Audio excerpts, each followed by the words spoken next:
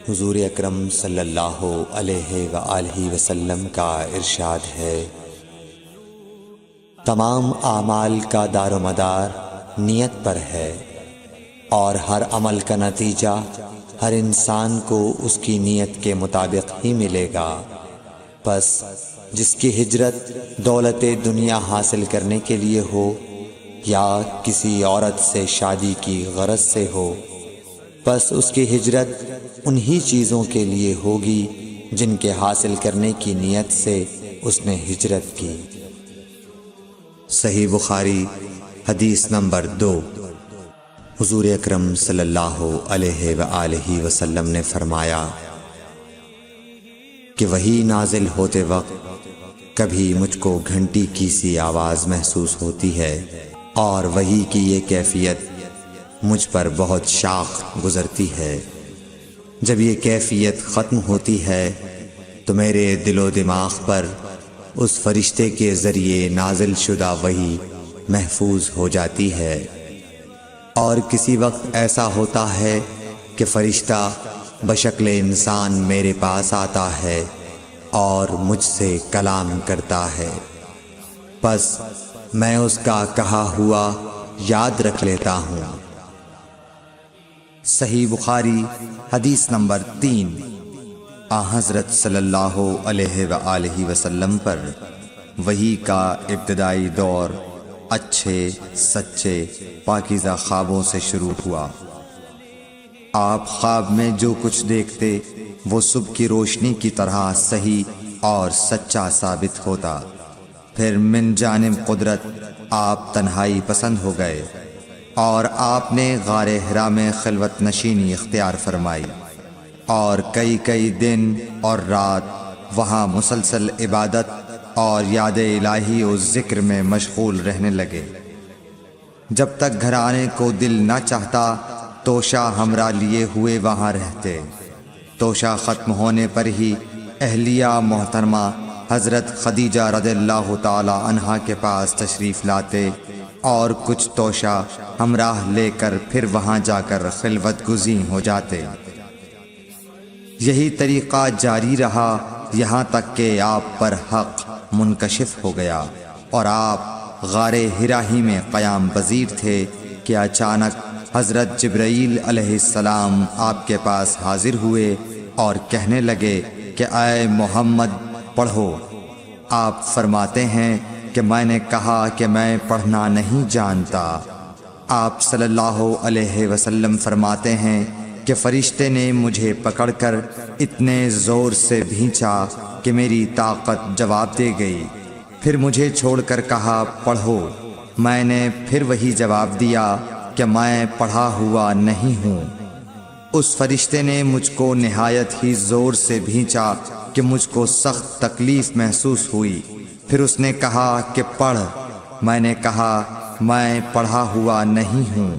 فرشتے نے تیسری بار مجھ کو پکڑا اور تیسری مرتبہ پھر مجھ کو بھینچا، پھر مجھے چھوڑ دیا اور کہنے لگا کہ پڑھو اپنے رب کے نام کی مدد سے جس نے پیدا کیا اور انسان کو خون کی پھٹکی سے بنایا۔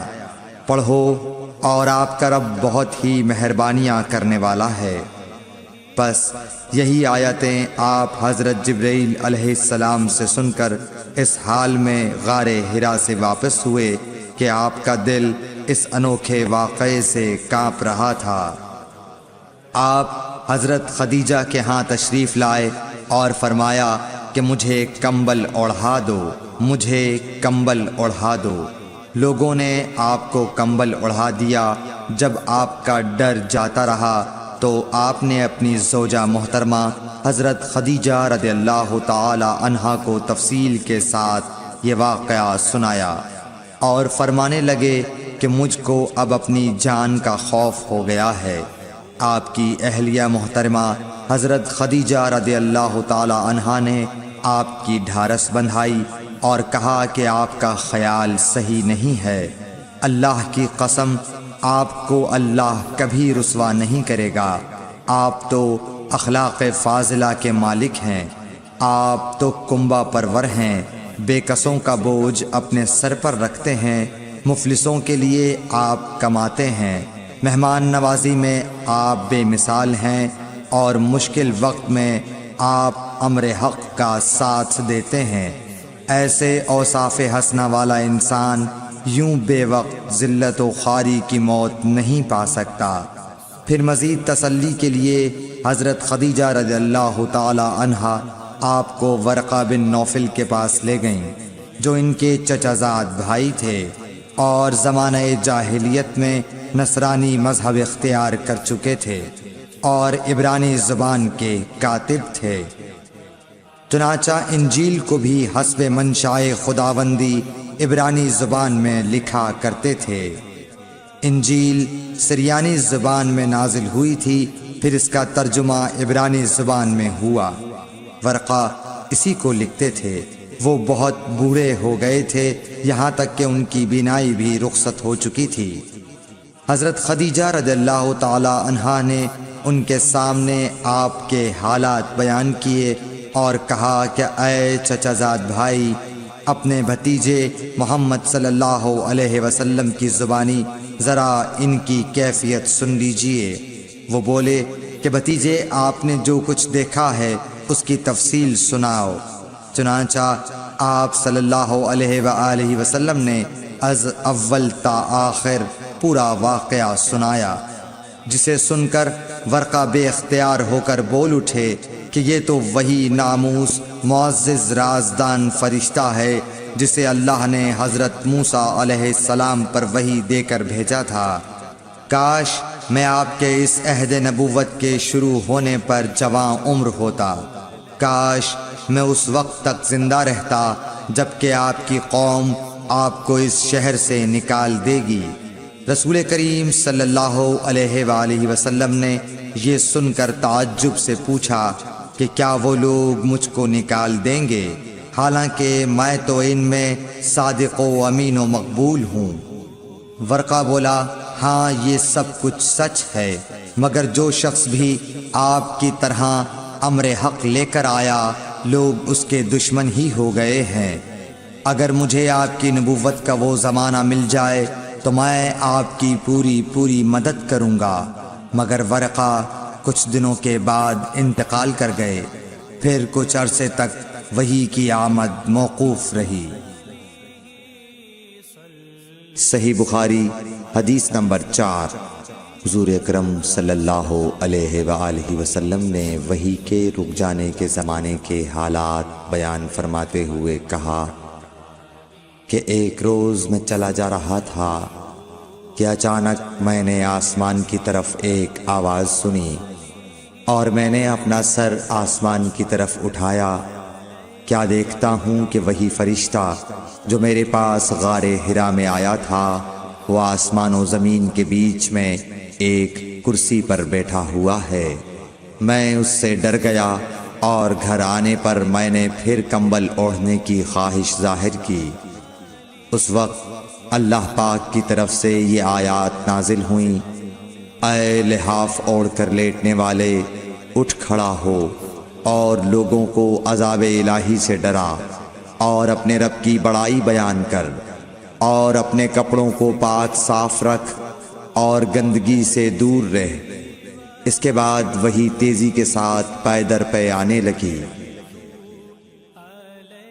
صحیح بخاری حدیث نمبر 5۔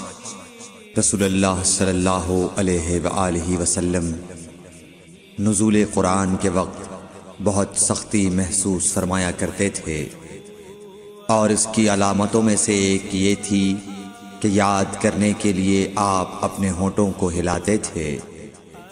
ابن عباس رضی اللہ تعالیٰ عنہ نے کہا، میں اپنے ہونٹوں کو ہلاتا ہوں جس طرح آپ ہلاتے تھے۔ سعید کہتے ہیں، میں بھی اپنے ہونٹ ہلاتا ہوں جس طرح ابن عباس رضی اللہ تعالیٰ عنہ کو میں نے ہلاتے دیکھا۔ پھر انہوں نے اپنے ہونٹ ہلائے۔ ابن عباس رضی اللہ تعالیٰ عنہ نے کہا، پھر یہ آیت اتری کہ اے محمد، قرآن کو جلد جلد یاد کرنے کے لیے اپنی زبان نہ ہلاؤ، اس کا جمع کر دینا اور پڑھا دینا ہمارا ذمہ ہے۔ حضرت ابن عباس رضی اللہ تعالیٰ عنہ کہتے ہیں یعنی قرآن آپ صلی اللہ علیہ وآلہ وسلم کے دل میں جما دینا اور پڑھا دینا ہمارے ذمے ہے۔ پھر جب ہم پڑھ چکے تو اس پڑھے ہوئے کی اتباع کرو۔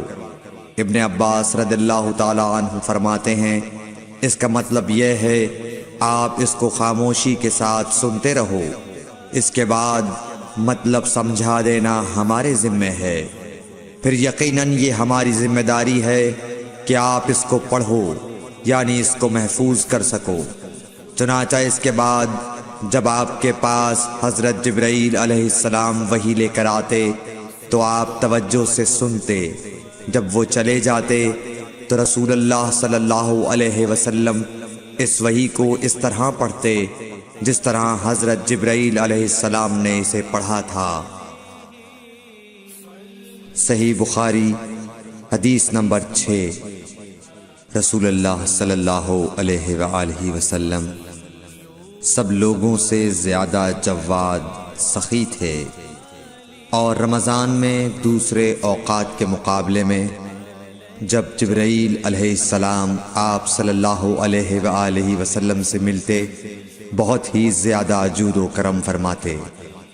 جبرائیل علیہ السلام رمضان کی ہر رات میں آپ صلی اللہ علیہ وآلہ وسلم سے ملاقات کرتے اور آپ کے ساتھ قرآن کا دورہ کرتے۔ غرض حضرت صلی اللہ علیہ وآلہ وسلم لوگوں کو بھلائی پہنچانے میں بارش لانے والی ہوا سے بھی زیادہ جود و کرم فرمایا کرتے تھے۔ صحیح بخاری حدیث نمبر 7۔ ہرقل شاہ روم نے قریش کے قافلے میں ایک آدمی بلانے کو بھیجا، اور اس وقت یہ لوگ تجارت کے لیے ملک شام گئے ہوئے تھے، اور یہ وہ زمانہ تھا جب رسول اللہ صلی اللہ علیہ وسلم نے قریش اور ابو سفیان سے ایک وقتی عہد کیا ہوا تھا۔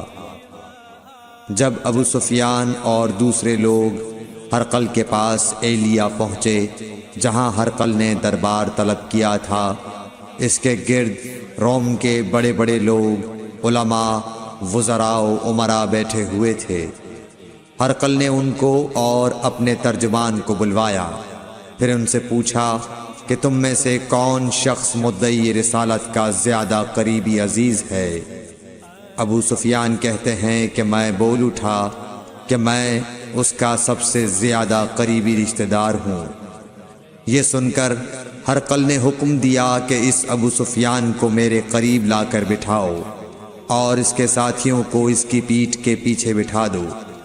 پھر اپنے ترجمان سے کہا کہ ان لوگوں سے کہہ دو کہ میں ابو سفیان سے اس شخص یعنی محمد صلی اللہ علیہ وسلم کے حالات پوچھتا ہوں، اگر یہ مجھ سے کسی بات میں جھوٹ بول دے تو تم اس کا جھوٹ ظاہر کر دینا۔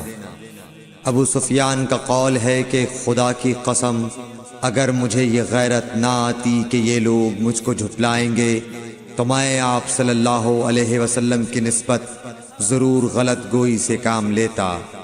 خیر، پہلی بات جو ہرقل نے مجھ سے پوچھی وہ یہ کہ اس شخص کا خاندان تم لوگوں میں کیسا ہے؟ میں نے کہا وہ تو بڑے اونچے عالی نسب والے ہیں۔ کہنے لگا اس سے پہلے بھی کسی نے تم لوگوں میں ایسی بات کہی تھی؟ میں نے کہا نہیں۔ کہنے لگا اچھا اس کے بڑوں میں کوئی بادشاہ ہوا ہے؟ میں نے کہا نہیں۔ پھر اس نے کہا بڑے لوگوں نے اس کی پیروی اختیار کی ہے یا کمزوروں نے؟ میں نے کہا نہیں، کمزوروں نے۔ پھر کہنے لگا اس کے تابعدار روز بڑھتے جاتے ہیں یا کوئی ساتھی پھر بھی جاتا ہے؟ میں نے کہا نہیں۔ کہنے لگا کیا اپنے اس دعوی نبوت سے پہلے کبھی کسی بھی موقع پر اس نے جھوٹ بولا ہے؟ میں نے کہا نہیں، اور اب ہماری اس سے صلح کی ایک مقررہ مدت ٹھہری ہوئی ہے، معلوم نہیں وہ اس میں کیا کرنے والا ہے۔ ابو سفیان کہتے ہیں میں اس بات کے سوا اور کوئی جھوٹ اس گفتگو میں شامل نہ کر سکا۔ ہرقل نے کہا کیا تمہاری اس سے کبھی لڑائی بھی ہوئی ہے؟ ہم نے کہا کہ ہاں۔ بولا پھر تمہاری اور اس کی جنگ کا کیا حال ہوتا ہے؟ میں نے کہا لڑائی ڈول کی طرح ہے، کبھی وہ ہم سے میدان جنگ جیت لیتے ہیں اور کبھی ہم ان سے جیت لیتے ہیں۔ ہرقل نے پوچھا، وہ تمہیں کس بات کا حکم دیتا ہے؟ میں نے کہا، وہ کہتا ہے کہ صرف ایک اللہ ہی کی عبادت کرو، اس کا کسی کو شریک نہ بناؤ، اور اپنے باپ دادا کی شرک کی باتیں چھوڑ دو، اور ہمیں نماز پڑھنے، سچ بولنے، پرہیزگاری اور صلہ رحمی کا حکم دیتا ہے۔ یہ سب سن کر پھر ہرقل نے اپنے ترجمان سے کہا کہ ابو سفیان سے کہہ دے کہ میں نے تم سے اس کا نسب پوچھا تو تم نے کہا کہ وہ ہم سے عالی نسب ہے، اور پیغمبر اپنی قوم میں عالی نسب ہی بھیجے جایا کرتے ہیں۔ میں نے تم سے پوچھا کہ دعویٰ نبوت کی یہ بات تمہارے اندر اس سے پہلے کسی اور نے بھی کہی تھی، تو تم نے جواب دیا کہ نہیں۔ تب میں نے اپنے دل میں کہا کہ اگر یہ بات اس سے پہلے کسی اور نے کہی ہوتی تو میں سمجھتا کہ اس شخص نے بھی اسی بات کی تقلید کی ہے جو پہلے کہی جا چکی ہے۔ میں نے تم سے پوچھا کہ اس کے بڑوں میں کوئی بادشاہ بھی گزرا ہے، تو تم نے کہا کہ نہیں۔ تو میں نے دل میں کہا کہ ان کے بزرگوں میں سے کوئی بادشاہ ہوا ہوگا تو کہہ دوں گا کہ وہ شخص اس بہانے اپنے آباء و اجداد کی بادشاہت اور ان کا ملک دوبارہ حاصل کرنا چاہتا ہے۔ اور میں نے تم سے پوچھا کہ اس بات کے کہنے یعنی پیغمبری کا دعویٰ کرنے سے پہلے تم نے کبھی اس کو دروغ گوئی کا الزام لگایا ہے؟ تم نے کہا کہ نہیں۔ تو میں نے سمجھ لیا کہ جو شخص آدمیوں کے ساتھ دروغ گوئی سے بچے وہ اللہ کے بارے میں کیسے جھوٹی بات کہہ سکتا ہے۔ اور میں نے تم سے پوچھا کہ بڑے لوگ اس کے پیرو ہوتے ہیں یا کمزور آدمی؟ تم نے کہا کمزوروں نے اس کی اتباع کی ہے۔ تو دراصل یہی لوگ پیغمبروں کے متبعین ہوتے ہیں۔ اور میں نے تم سے پوچھا کہ اس کے ساتھی بڑھ رہے ہیں یا کم ہو رہے ہیں؟ تم نے کہا کہ وہ بڑھ رہے ہیں، اور ایمان کی کیفیت یہی ہوتی ہے حتیٰ کہ وہ کامل ہو جاتا ہے۔ اور میں نے تم سے پوچھا کہ آیا کوئی شخص اس کے دین سے ناخوش ہو کر مرتد بھی ہو جاتا ہے؟ تم نے کہا نہیں۔ تو ایمان کی خاصیت بھی یہی ہے، جن کے دلوں میں اس کی مسرت رچ بس جائے وہ اس سے لوٹا نہیں کرتے۔ اور میں نے تم سے پوچھا کہ آیا وہ کبھی عہد شکنی کرتے ہیں؟ تم نے کہا نہیں۔ پیغمبروں کا یہی حال ہوتا ہے، وہ عہد کی خلاف ورزی نہیں کرتے۔ اور میں نے تم سے کہا کہ وہ تم سے کس چیز کے لیے کہتے ہیں؟ تم نے کہا کہ وہ ہمیں حکم دیتے ہیں کہ اللہ کی عبادت کرو، اس کے ساتھ کسی کو شریک نہ ٹھہراؤ، اور تمہیں بتوں کی پرستش سے روکتے ہیں، سچ بولنے اور پرہیزگاری کا حکم دیتے ہیں۔ لہٰذا اگر یہ باتیں جو تم کہہ رہے ہو سچ ہیں تو ان قریب وہ اس جگہ کا مالک ہو جائے گا کہ جہاں میرے یہ دونوں پاؤں ہیں۔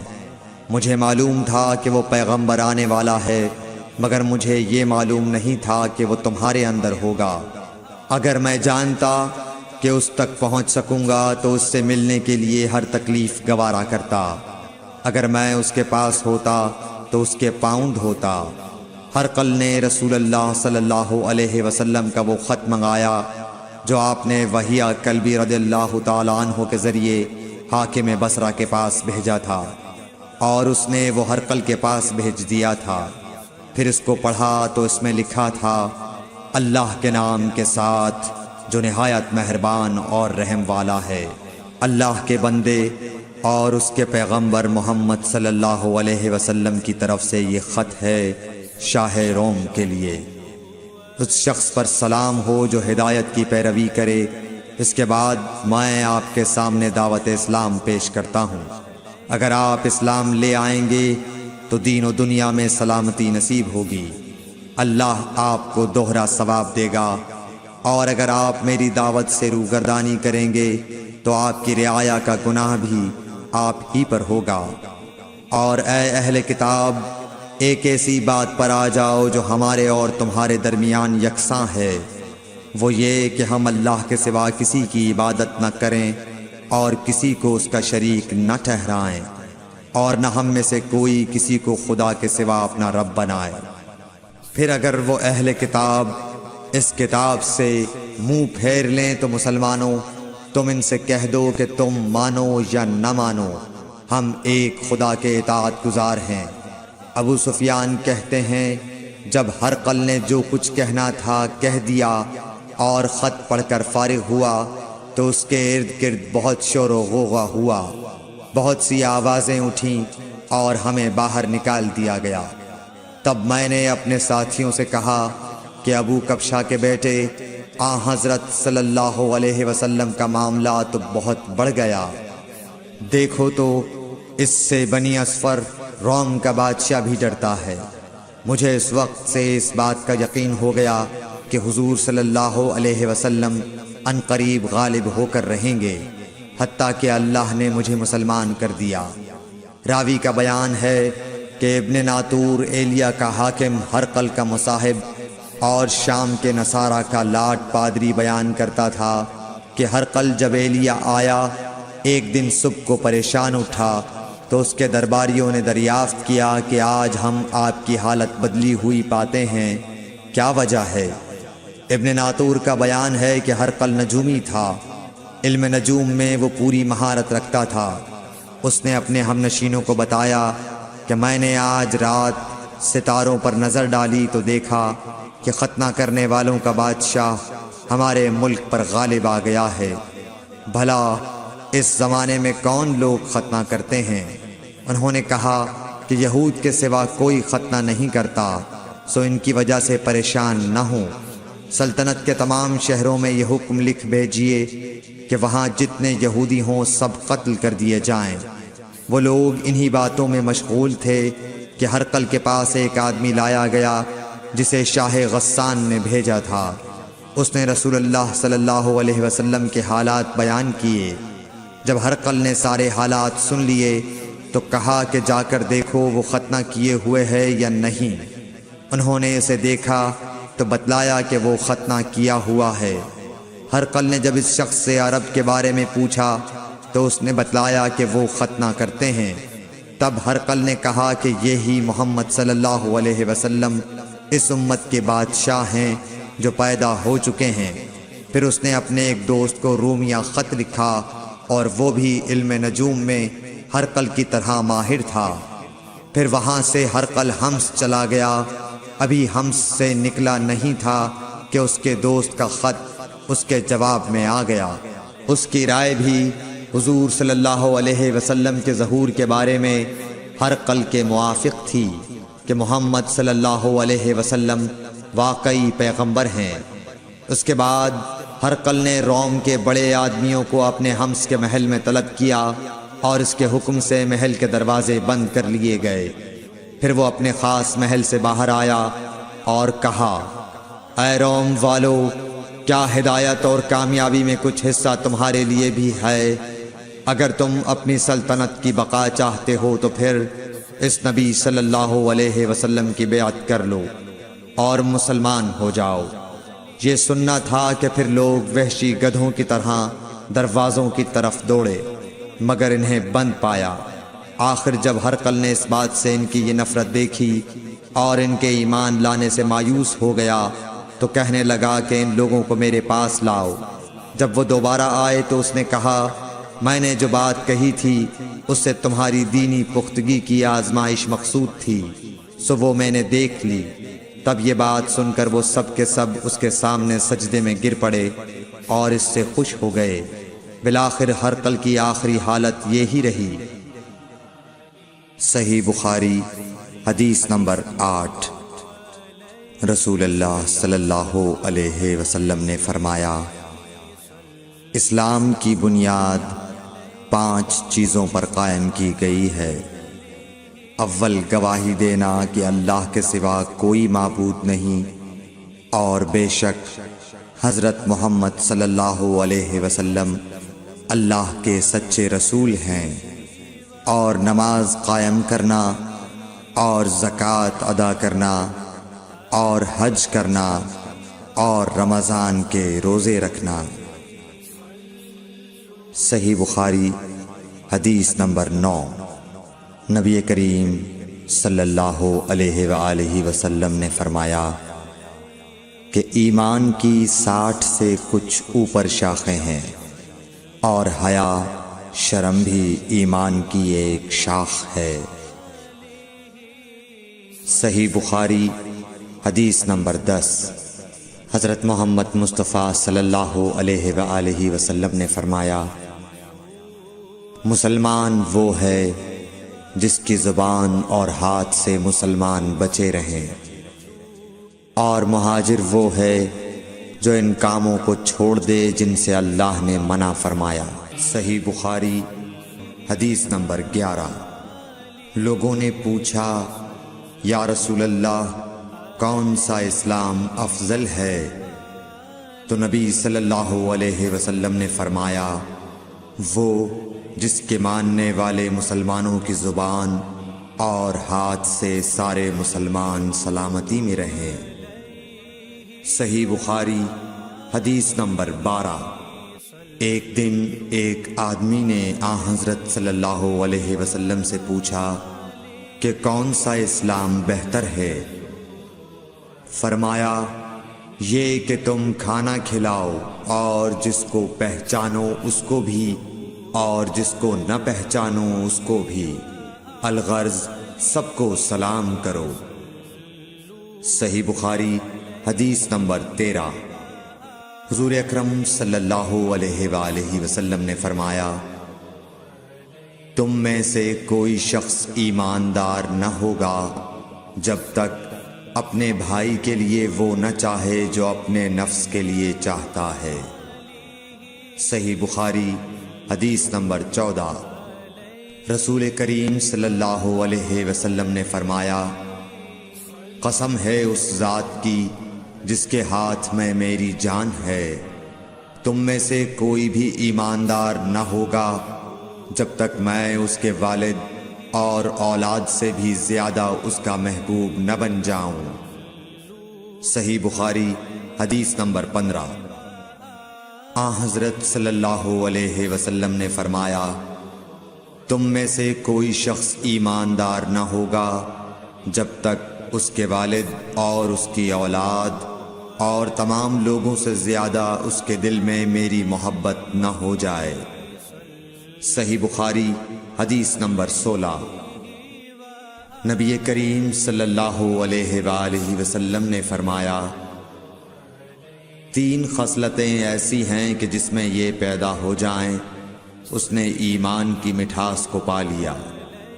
اول یہ کہ اللہ اور اس کا رسول اس کے نزدیک سب سے زیادہ محبوب بن جائیں، دوسرے یہ کہ وہ کسی انسان سے محض اللہ کی رضا کے لیے محبت رکھے، تیسرے یہ کہ وہ کفر میں واپس لوٹنے کو ایسا برا جانے جیسا کہ آگ میں ڈالے جانے کو برا جانتا ہے۔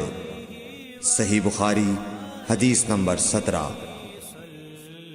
حضور اکرم صلی اللہ علیہ وآلہ وسلم نے فرمایا، انصار سے محبت رکھنا ایمان کی نشانی ہے، اور انصار سے کینہ رکھنا نفاق کی نشانی ہے۔ صحیح بخاری حدیث نمبر 18۔ رسول اللہ صلی اللہ علیہ وسلم نے اس وقت جب آپ کے گرد صحابہ کی ایک جماعت بیٹھی ہوئی تھی فرمایا کہ مجھ سے بیعت کرو اس بات پر کہ اللہ کے ساتھ کسی کو شریک نہ کرو گے، چوری نہ کرو گے، زنا نہ کرو گے، اپنی اولاد کو قتل نہ کرو گے، اور ناعمدن کسی پر کوئی ناحق بہتان باندھو گے، اور کسی بھی اچھی بات میں اللہ کی نافرمانی نہ کرو گے۔ جو کوئی تم میں اس عہد کو پورا کرے گا تو اس کا ثواب اللہ کے ذمے ہے، اور جو کوئی ان بری باتوں میں سے کسی کا ارتکاب کرے اور اسے دنیا میں اسلامی قانون کے تحت سزا دے دی گئی تو یہ سزا اس کے گناہوں کے لیے بدلہ ہو جائے گی، اور جو کوئی ان میں سے کسی بات میں مبتلا ہو گیا اور اللہ نے اس کے گناہ کو چھپا لیا تو پھر اس کا معاملہ اللہ کے حوالے ہے، اگر چاہے معاف کرے اور اگر چاہے سزا دے دے۔ عبادہ کہتے ہیں کہ پھر ہم سب نے ان سب باتوں پر آپ صلی اللہ علیہ وسلم سے بیعت کر لی۔ صحیح بخاری حدیث نمبر 19۔ رسول اللہ صلی اللہ علیہ وسلم نے فرمایا، وہ وقت قریب ہے جب مسلمان کا سب سے عمدہ مال اس کی بکریاں ہوں گی، جن کے پیچھے وہ پہاڑوں کی چوٹیوں اور برساتی وادیوں میں اپنے دین کو بچانے کے لیے بھاگ جائے گا۔ صحیح بخاری حدیث نمبر 20۔ رسول اللہ صلی اللہ علیہ وسلم کسی کام کا حکم دیتے تو ایسا ہی کام ہوتا جس کے کرنے کی لوگوں میں طاقت ہوتی۔ اس پر صحابہ کرام نے عرض کیا کہ یا رسول اللہ، ہم لوگ تو آپ جیسے نہیں ہیں، آپ تو معصوم ہیں اور آپ کی اللہ پاک نے اگلی پچھلی سب لغزشیں معاف فرما دی ہیں، اس لیے ہمیں اپنے سے کچھ زیادہ عبادت کرنے کا حکم فرمائیے۔ یہ سن کر آپ ناراض ہوئے، حتیٰ کہ خفگی آپ کے چہرہ مبارک سے ظاہر ہونے لگی۔ پھر فرمایا کہ بے شک میں تم سب سے زیادہ اللہ سے ڈرتا ہوں اور تم سب سے زیادہ اسے جانتا ہوں، پس تم مجھ سے بڑھ کر عبادت نہیں کر سکتے۔ صحیح بخاری حدیث نمبر 21۔ حضور اکرم صلی اللہ علیہ وآلہ وسلم نے ارشاد فرمایا، جس شخص میں یہ 3 باتیں ہوں گی وہ ایمان کا مزہ پالے گا۔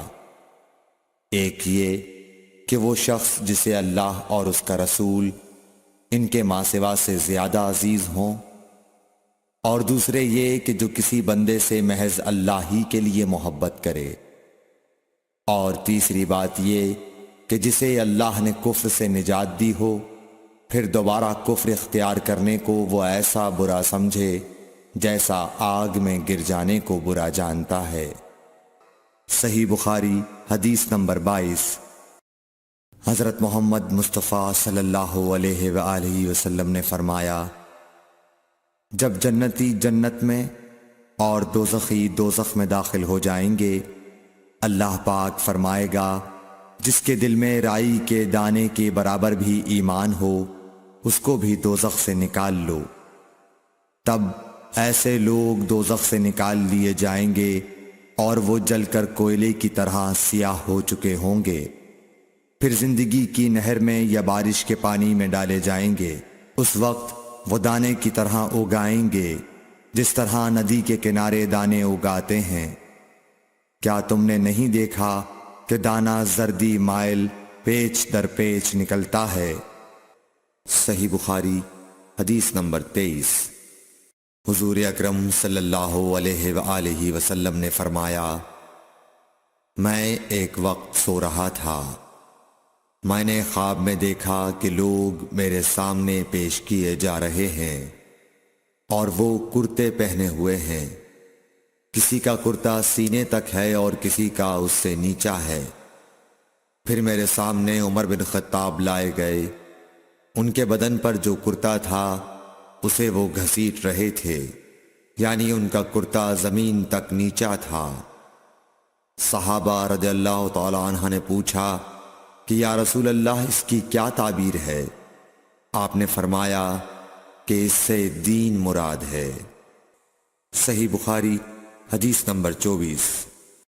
ایک مرتبہ رسول کریم صلی اللہ علیہ وسلم ایک انصاری شخص کے پاس سے گزرے، اس حال میں کہ وہ اپنے ایک بھائی سے کہہ رہے تھے کہ تم اتنی شرم کیوں کرتے ہو؟ آپ نے اس انصاری سے فرمایا کہ اس کو اس کے حال پر رہنے دو، کیونکہ حیا بھی ایمان ہی کا ایک حصہ ہے۔ صحیح بخاری حدیث نمبر 25۔ رسول اللہ صلی اللہ علیہ وسلم نے فرمایا، مجھے اللہ کی طرف سے حکم دیا گیا ہے کہ لوگوں سے جنگ کروں اس وقت تک کہ وہ اس بات کا اقرار کر لیں کہ اللہ کے سوا کوئی معبود نہیں ہے، اور یہ کہ محمد صلی اللہ علیہ وسلم اللہ کے سچے رسول ہیں، اور نماز ادا کرنے لگیں اور زکوٰۃ دیں۔ جس وقت وہ یہ کرنے لگیں گے تو مجھ سے اپنے جان و مال کو محفوظ کر لیں گے، سوائے اسلام کے حق کے۔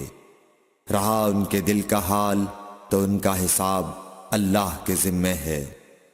صحیح بخاری حدیث نمبر 26۔ رسول اللہ صلی اللہ علیہ وسلم سے دریافت کیا گیا کہ کون سا عمل سب سے افضل ہے؟ فرمایا اللہ اور اس کے رسول پر ایمان لانا۔ کہا گیا اس کے بعد کون سا؟ آپ نے فرمایا کہ اللہ کی راہ میں جہاد کرنا۔ کہا گیا پھر کیا ہے؟ آپ نے فرمایا حج مبرور۔ صحیح بخاری حدیث نمبر 27۔ رسول اللہ صلی اللہ علیہ وسلم نے چند لوگوں کو کچھ عطیہ دیا اور سعد وہاں موجود تھے۔ وہ کہتے ہیں کہ رسول اللہ صلی اللہ علیہ وسلم نے ان میں سے ایک شخص کو کچھ نہ دیا، حالانکہ وہ ان میں مجھے سب سے زیادہ پسند تھا۔ میں نے کہا حضور آپ نے فلاں کو کچھ نہ دیا، میں اسے مومن گمان کرتا ہوں۔ آپ نے فرمایا مومن یا مسلمان؟ میں تھوڑی دیر چپ رہ کر پھر پہلی بات دہرانے لگا۔ حضور صلی اللہ علیہ وسلم نے بھی دوبارہ وہی جواب دیا۔ پھر آپ نے فرمایا کہ اے سعد، باوجود یہ کہ ایک شخص مجھے زیادہ عزیز ہے، پھر بھی میں اسے نظر انداز کر کے کسی اور دوسرے کو اس خوف کی وجہ سے یہ مال دیتا ہوں کہ وہ اپنی کمزوری کی وجہ سے اسلام سے پھر جائے اور اللہ اسے آگ میں اوندھا ڈال دے۔ صحیح بخاری حدیث نمبر 28۔ ایک آدمی نے رسول اللہ صلی اللہ علیہ وسلم سے پوچھا کون سا اسلام بہتر ہے؟ آپ صلی اللہ علیہ وسلم نے فرمایا کہ تو کھانا کھلائے اور ہر شخص کو سلام کرے، خواہ اس کو تو جانتا ہو یا نہ جانتا ہو۔ صحیح بخاری حدیث نمبر 29۔ حضرت صلی اللہ علیہ وسلم نے فرمایا مجھے دوزخ دکھلائی گئی تو اس میں زیادہ تر عورتیں تھیں جو کفر کرتی ہیں۔ کہا گیا حضور کیا وہ اللہ کے ساتھ کفر کرتی ہیں؟ آپ صلی اللہ علیہ وسلم نے فرمایا کہ خاوند کی ناشکری کرتی ہیں اور احسان کی ناشکری کرتی ہیں۔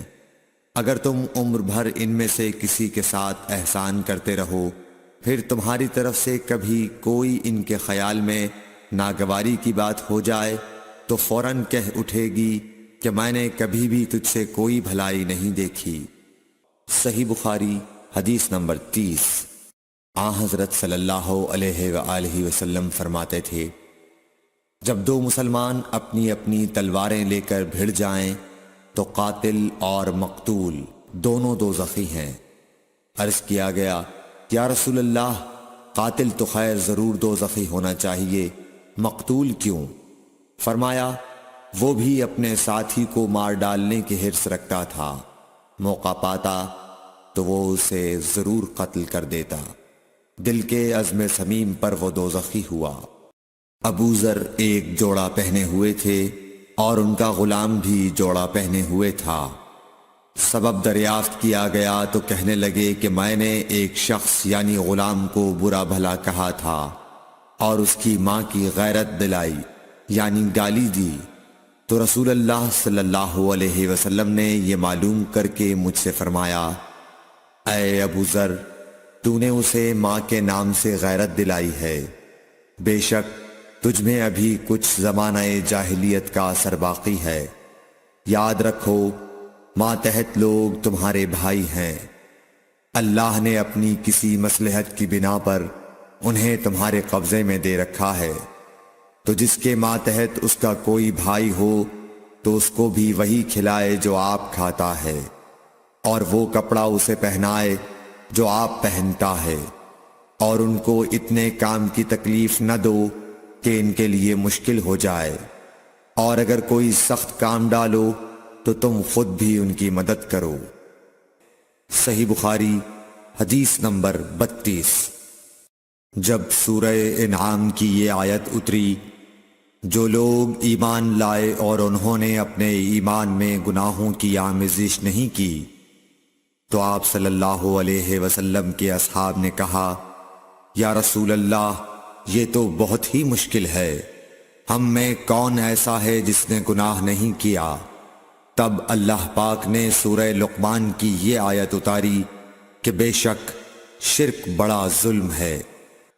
صحیح بخاری حدیث نمبر 33۔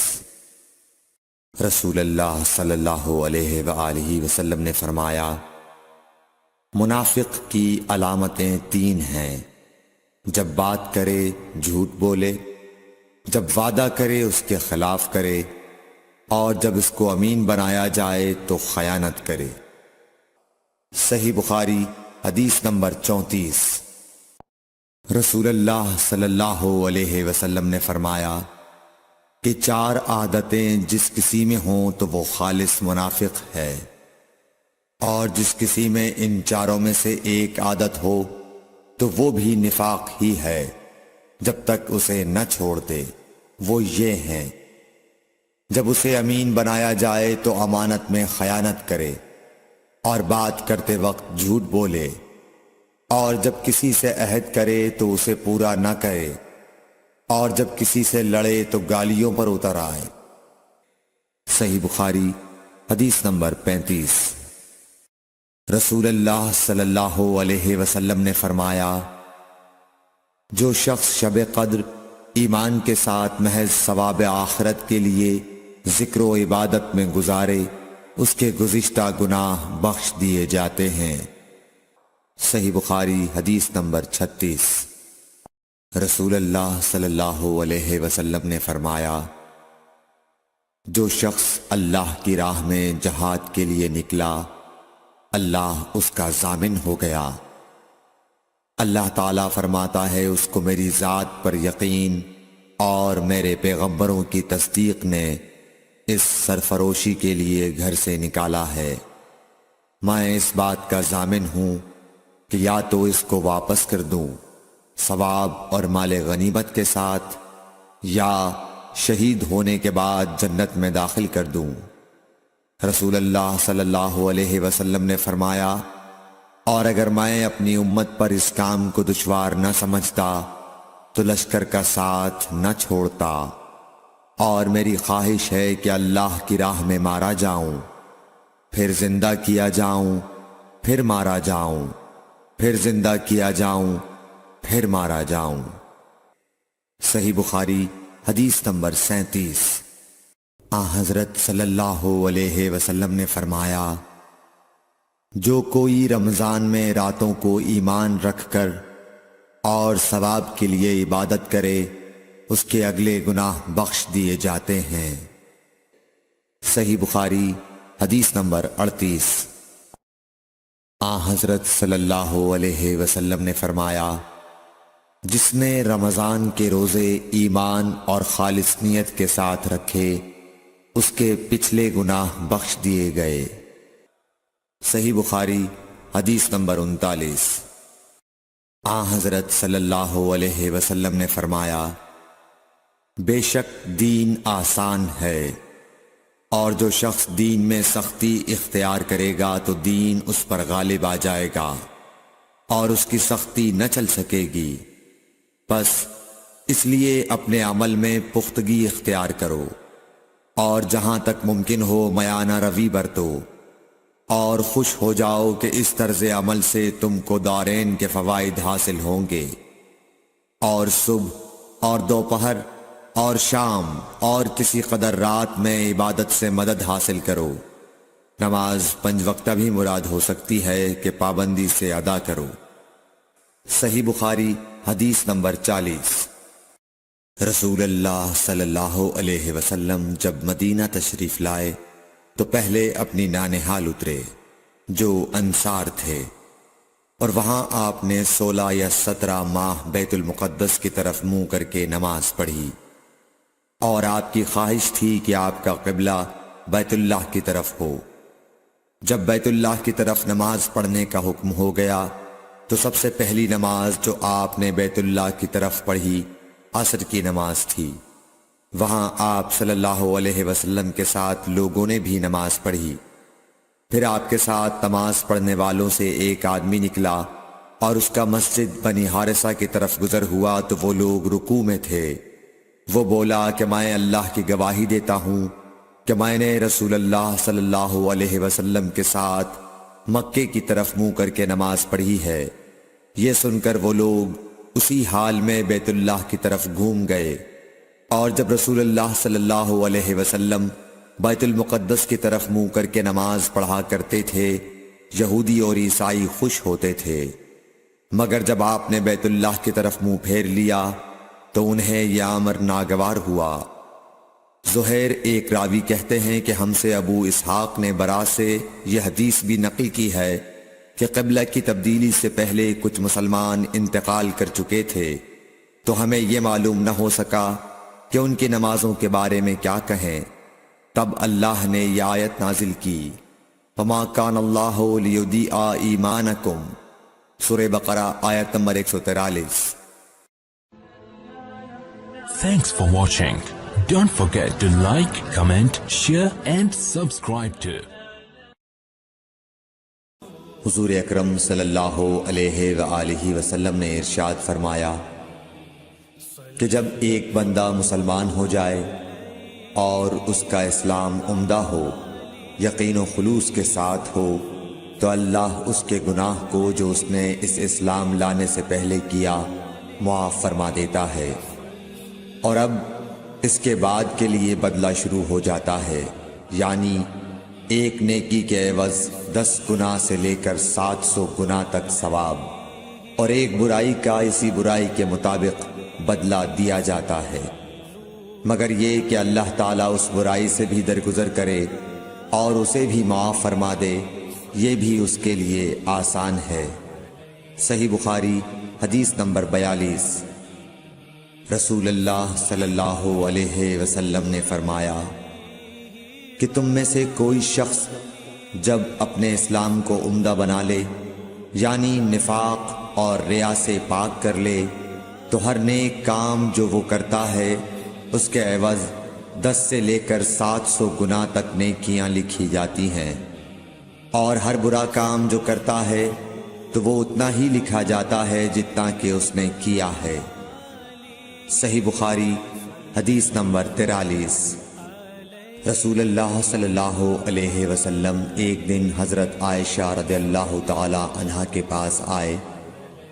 اس وقت ایک عورت حضرت عائشہ رضی اللہ تعالی عنہا کے پاس بیٹھی تھی۔ آپ صلی اللہ علیہ وسلم نے دریافت کیا، یہ کون ہے؟ عرض کیا، فلاں عورت، اور اس کی نماز کے اشتیاق اور پابندی کا ذکر کیا۔ آپ صلی اللہ علیہ وسلم نے فرمایا، ٹھہر جاؤ، سن لو کہ تم پر اتنا ہی عمل واجب ہے جتنے عمل کی تمہارے اندر طاقت ہے۔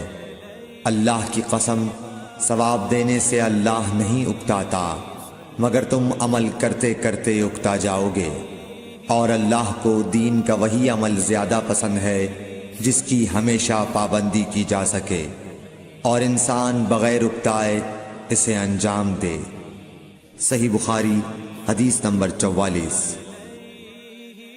رسول اللہ صلی اللہ علیہ وسلم نے فرمایا، جس شخص نے لا الہ الا اللہ کہہ لیا اور اس کے دل میں جو برابر بھی ایمان ہے، تو وہ ایک نہ ایک دن دوزخ سے ضرور نکلے گا، اور دوزخ سے وہ شخص بھی ضرور نکلے گا جس نے کلمہ پڑھا اور اس کے دل میں گیہوں کے دانے برابر خیر ہے، اور دوزخ سے وہ بھی نکلے گا جس نے کلمہ پڑھا اور اس کے دل میں ایک ذرہ برابر بھی خیر ہے۔ صحیح بخاری حدیث نمبر 45۔ ایک یہودی نے حضرت عمر بن خطاب رضی اللہ تعالیٰ عنہ سے کہا کہ اے امیر المومنین، تمہاری کتاب قرآن میں ایک آیت ہے جسے تم پڑھتے ہو، اگر وہ ہم یہودیوں پر نازل ہوتی تو ہم اس کے نزول کے دن کو یوم عید بنا لیتے۔ آپ نے پوچھا، وہ کون سی آیت ہے؟ اس نے جواب دیا، سورہ مائدہ کی یہ آیت کہ آج میں نے تمہارے دین کو مکمل کر دیا اور اپنی نعمت تم پر تمام کر دی اور تمہارے لیے دین اسلام پسند کیا۔ حضرت عمر رضی اللہ تعالی عنہ نے فرمایا کہ ہم اس دن اور اس مقام کو خوب جانتے ہیں۔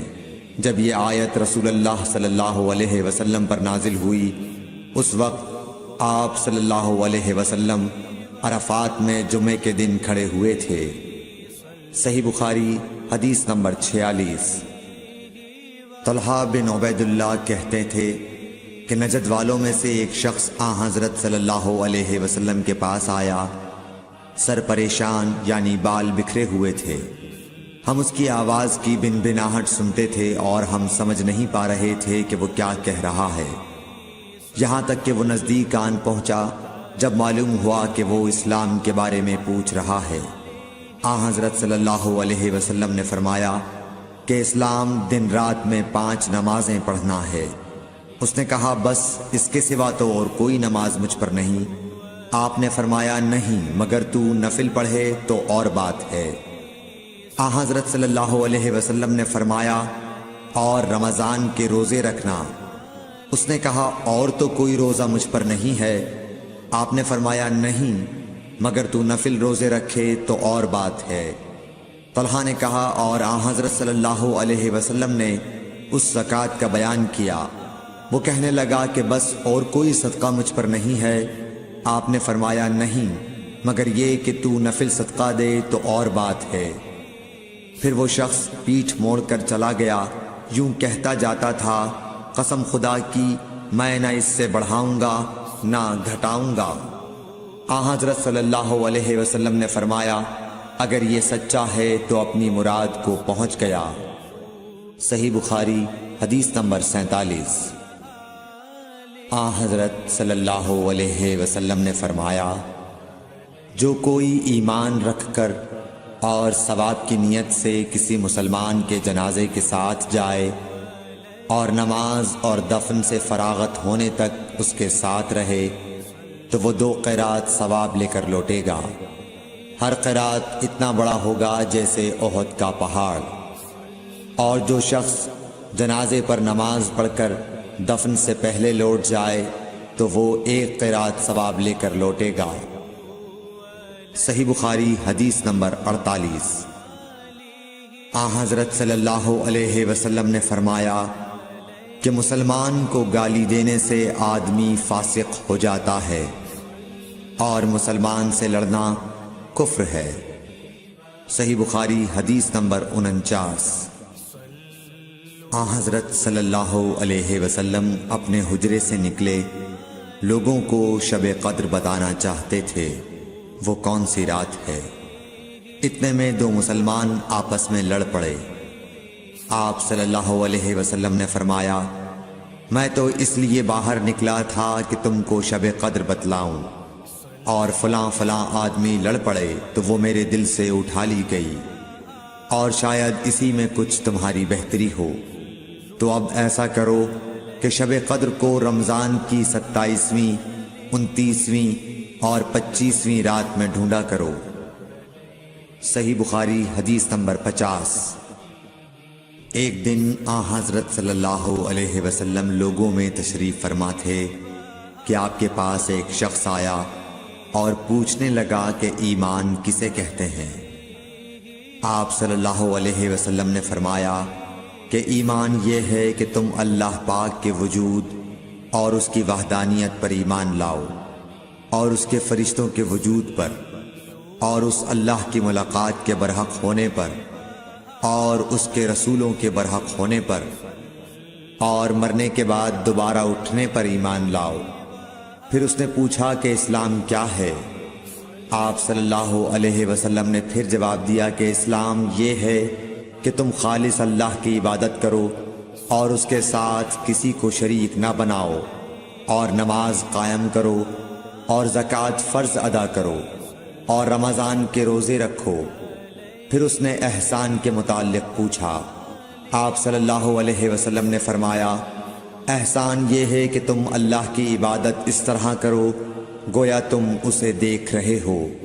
اگر یہ درجہ نہ حاصل ہو تو پھر یہ تو سمجھو کہ وہ تم کو دیکھ رہا ہے۔ پھر اس نے پوچھا کہ قیامت کب آئے گی؟ آپ صلی اللہ علیہ وسلم نے فرمایا کہ اس کے بارے میں جواب دینے والا پوچھنے والے سے کچھ زیادہ نہیں جانتا، البتہ میں تمہیں اس کی نشانیاں بتلا سکتا ہوں۔ وہ یہ ہیں: کہ جب لونڈی اپنے آقا کو جنے گی اور جب سیاہ اونٹوں کے چرانے والے دیہاتی لوگ ترقی کرتے کرتے مکانات کی تعمیر میں ایک دوسرے سے بازی لے جانے کی کوشش کریں گے، یاد رکھو قیامت کا علم ان 5 چیزوں میں ہے جن کو اللہ کے سوا کوئی نہیں جانتا۔ پھر آپ صلی اللہ علیہ وسلم نے یہ آیت پڑھی کہ اللہ ہی کو قیامت کا علم ہے کہ وہ کب ہوگی۔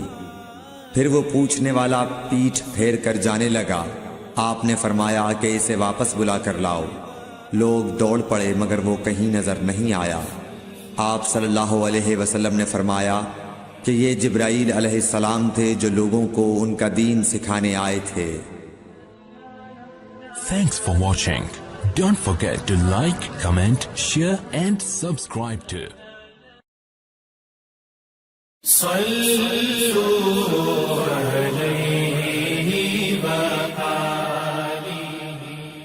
صحیح بخاری حدیث نمبر 51۔ ہرقل شاہ روم نے ابو سفیان سے کہا، میں نے تم سے پوچھا تھا کہ اس رسول کے ماننے والے بڑھ رہے ہیں یا گھٹ رہے ہیں؟ تو نے جواب میں بتلایا کہ وہ بڑھ رہے ہیں۔ ٹھیک ہے، ایمان کا یہی حال رہتا ہے یہاں تک کہ وہ پورا ہو جائے۔ اور میں نے تجھ سے پوچھا تھا کہ کوئی اس کے دین میں آ کر پھر اس کو برا جان کر پھر جاتا ہے؟ تو نے کہا نہیں۔ اور ایمان کا یہی حال ہے، جب اس کی خوشی دل میں سما جاتی ہے تو پھر اس کو کوئی برا نہیں سمجھ سکتا۔ صحیح بخاری حدیث نمبر 52۔ حضور اکرم صلی اللہ علیہ وسلم فرماتے تھے، حلال کھلا ہوا ہے اور حرام بھی کھلا ہوا ہے، اور ان دونوں کے درمیان بعض چیزیں شبے کی ہیں جن کو بہت لوگ نہیں جانتے کہ حلال ہیں یا حرام۔ پھر جو کوئی شبے کی چیزوں سے بھی بچ گیا اس نے اپنے دین اور عزت کو بچا لیا، اور جو کوئی ان شبے کی چیزوں میں پڑ گیا اس کی مثال اس چرواہے کی ہے جو شاہی محفوظ چراگاہ کے آس پاس اپنے جانوروں کو چرائے۔ وہ قریب ہے کہ کبھی اس چراگاہ کے اندر گھس جائے اور شاہی مجرم قرار پائے۔ سن لو، ہر بادشاہ کی ایک چراگاہ ہوتی ہے، اللہ کی چراگاہ اس کی زمین پر حرام چیزیں ہیں، پس ان سے بچو۔ اور سن لو، بدن میں ایک گوشت کا ٹکڑا ہے، جب وہ درست ہوگا سارا بدن درست ہوگا، اور جہاں بگڑا سارا بدن بگڑ گیا۔ سن لو، وہ ٹکڑا آدمی کا دل ہے۔ صحیح بخاری حدیث نمبر 53۔ عبد القیس کا وفد جب حضرت صلی اللہ علیہ وسلم کے پاس آیا تو آپ نے پوچھا کہ یہ کون سی قوم کے لوگ ہیں یا یہ وفد کہاں کا ہے؟ انہوں نے کہا کہ ربیعہ خاندان کے لوگ ہیں۔ آپ صلی اللہ علیہ وسلم نے فرمایا، مرحبا اس قوم کو یا اس وفد کو، نہ ذلیل ہونے والے نہ شرمندہ ہونے والے، یعنی ان کا آنا بہت خوب ہے۔ وہ کہنے لگے، اے اللہ کے رسول صلی اللہ علیہ وسلم، ہم آپ کی خدمت میں صرف ان حرمت والے مہینوں میں آ سکتے ہیں، کیونکہ ہمارے اور آپ کے درمیان مضر کے کافروں کا قبیلہ آباد ہے۔ پس آپ ہم کو ایک ایسی قطعی بات بتلا دیجئے جس کی خبر ہم اپنے پچھلے لوگوں کو بھی کر دیں جو یہاں نہیں آئے، اور اس پر عمل درآمد کر کے ہم جنت میں داخل ہو جائیں۔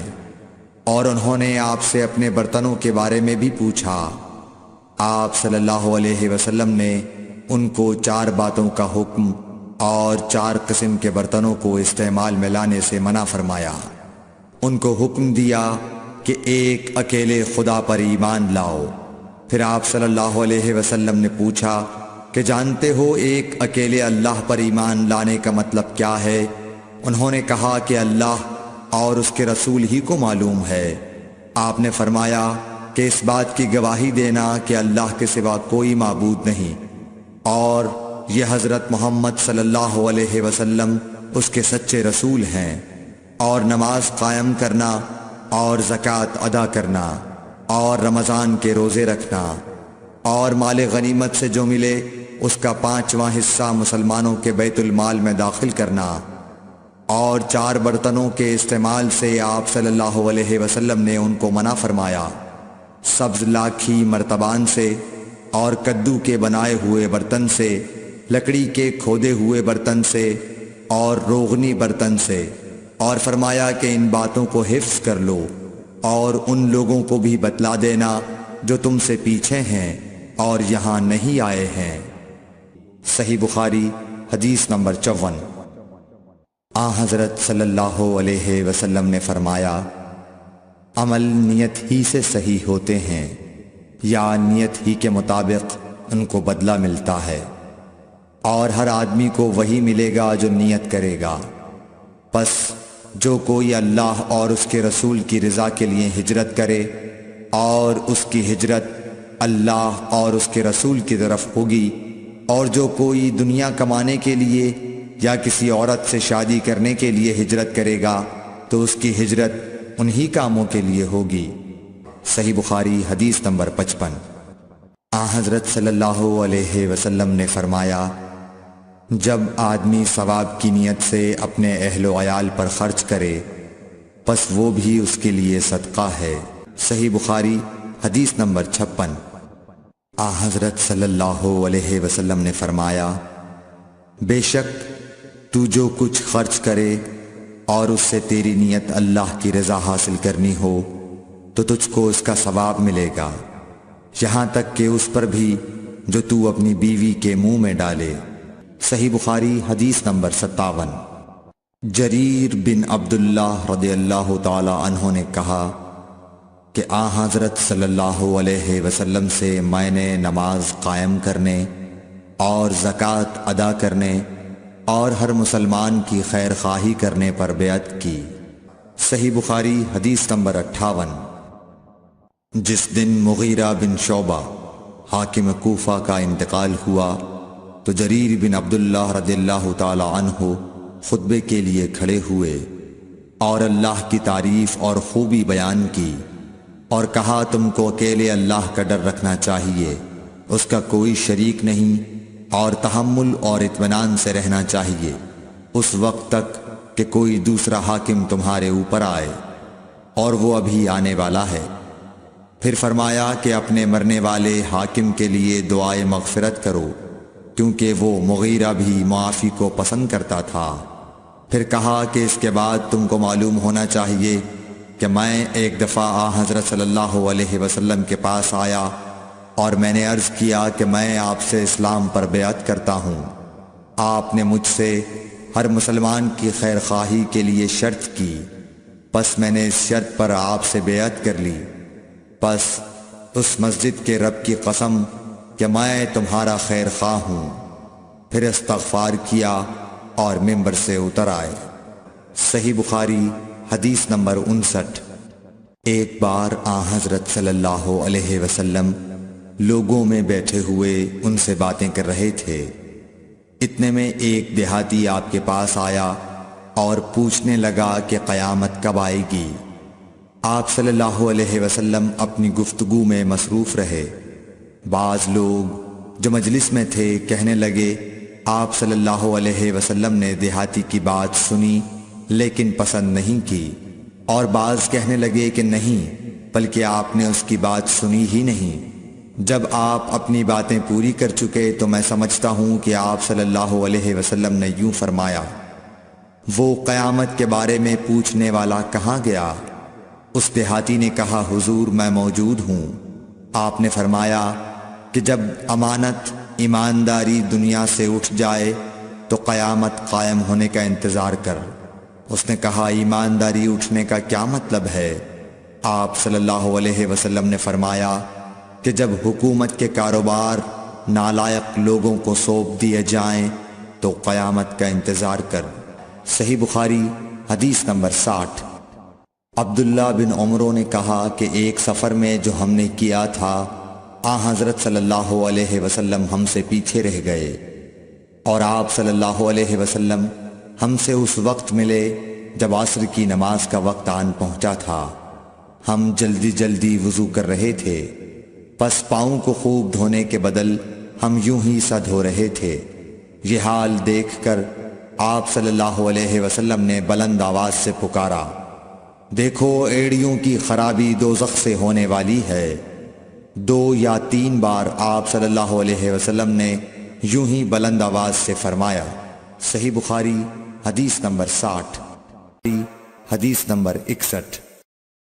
حضرت صلی اللہ علیہ وسلم نے فرمایا، درختوں میں ایک درخت ایسا ہے کہ اس کے پتے نہیں جھڑتے، اور مسلمان کی مثال اسی درخت کی سی ہے، بتاؤ وہ کون سا درخت ہے؟ یہ سن کر لوگوں کا خیال جنگل کی طرف دوڑا۔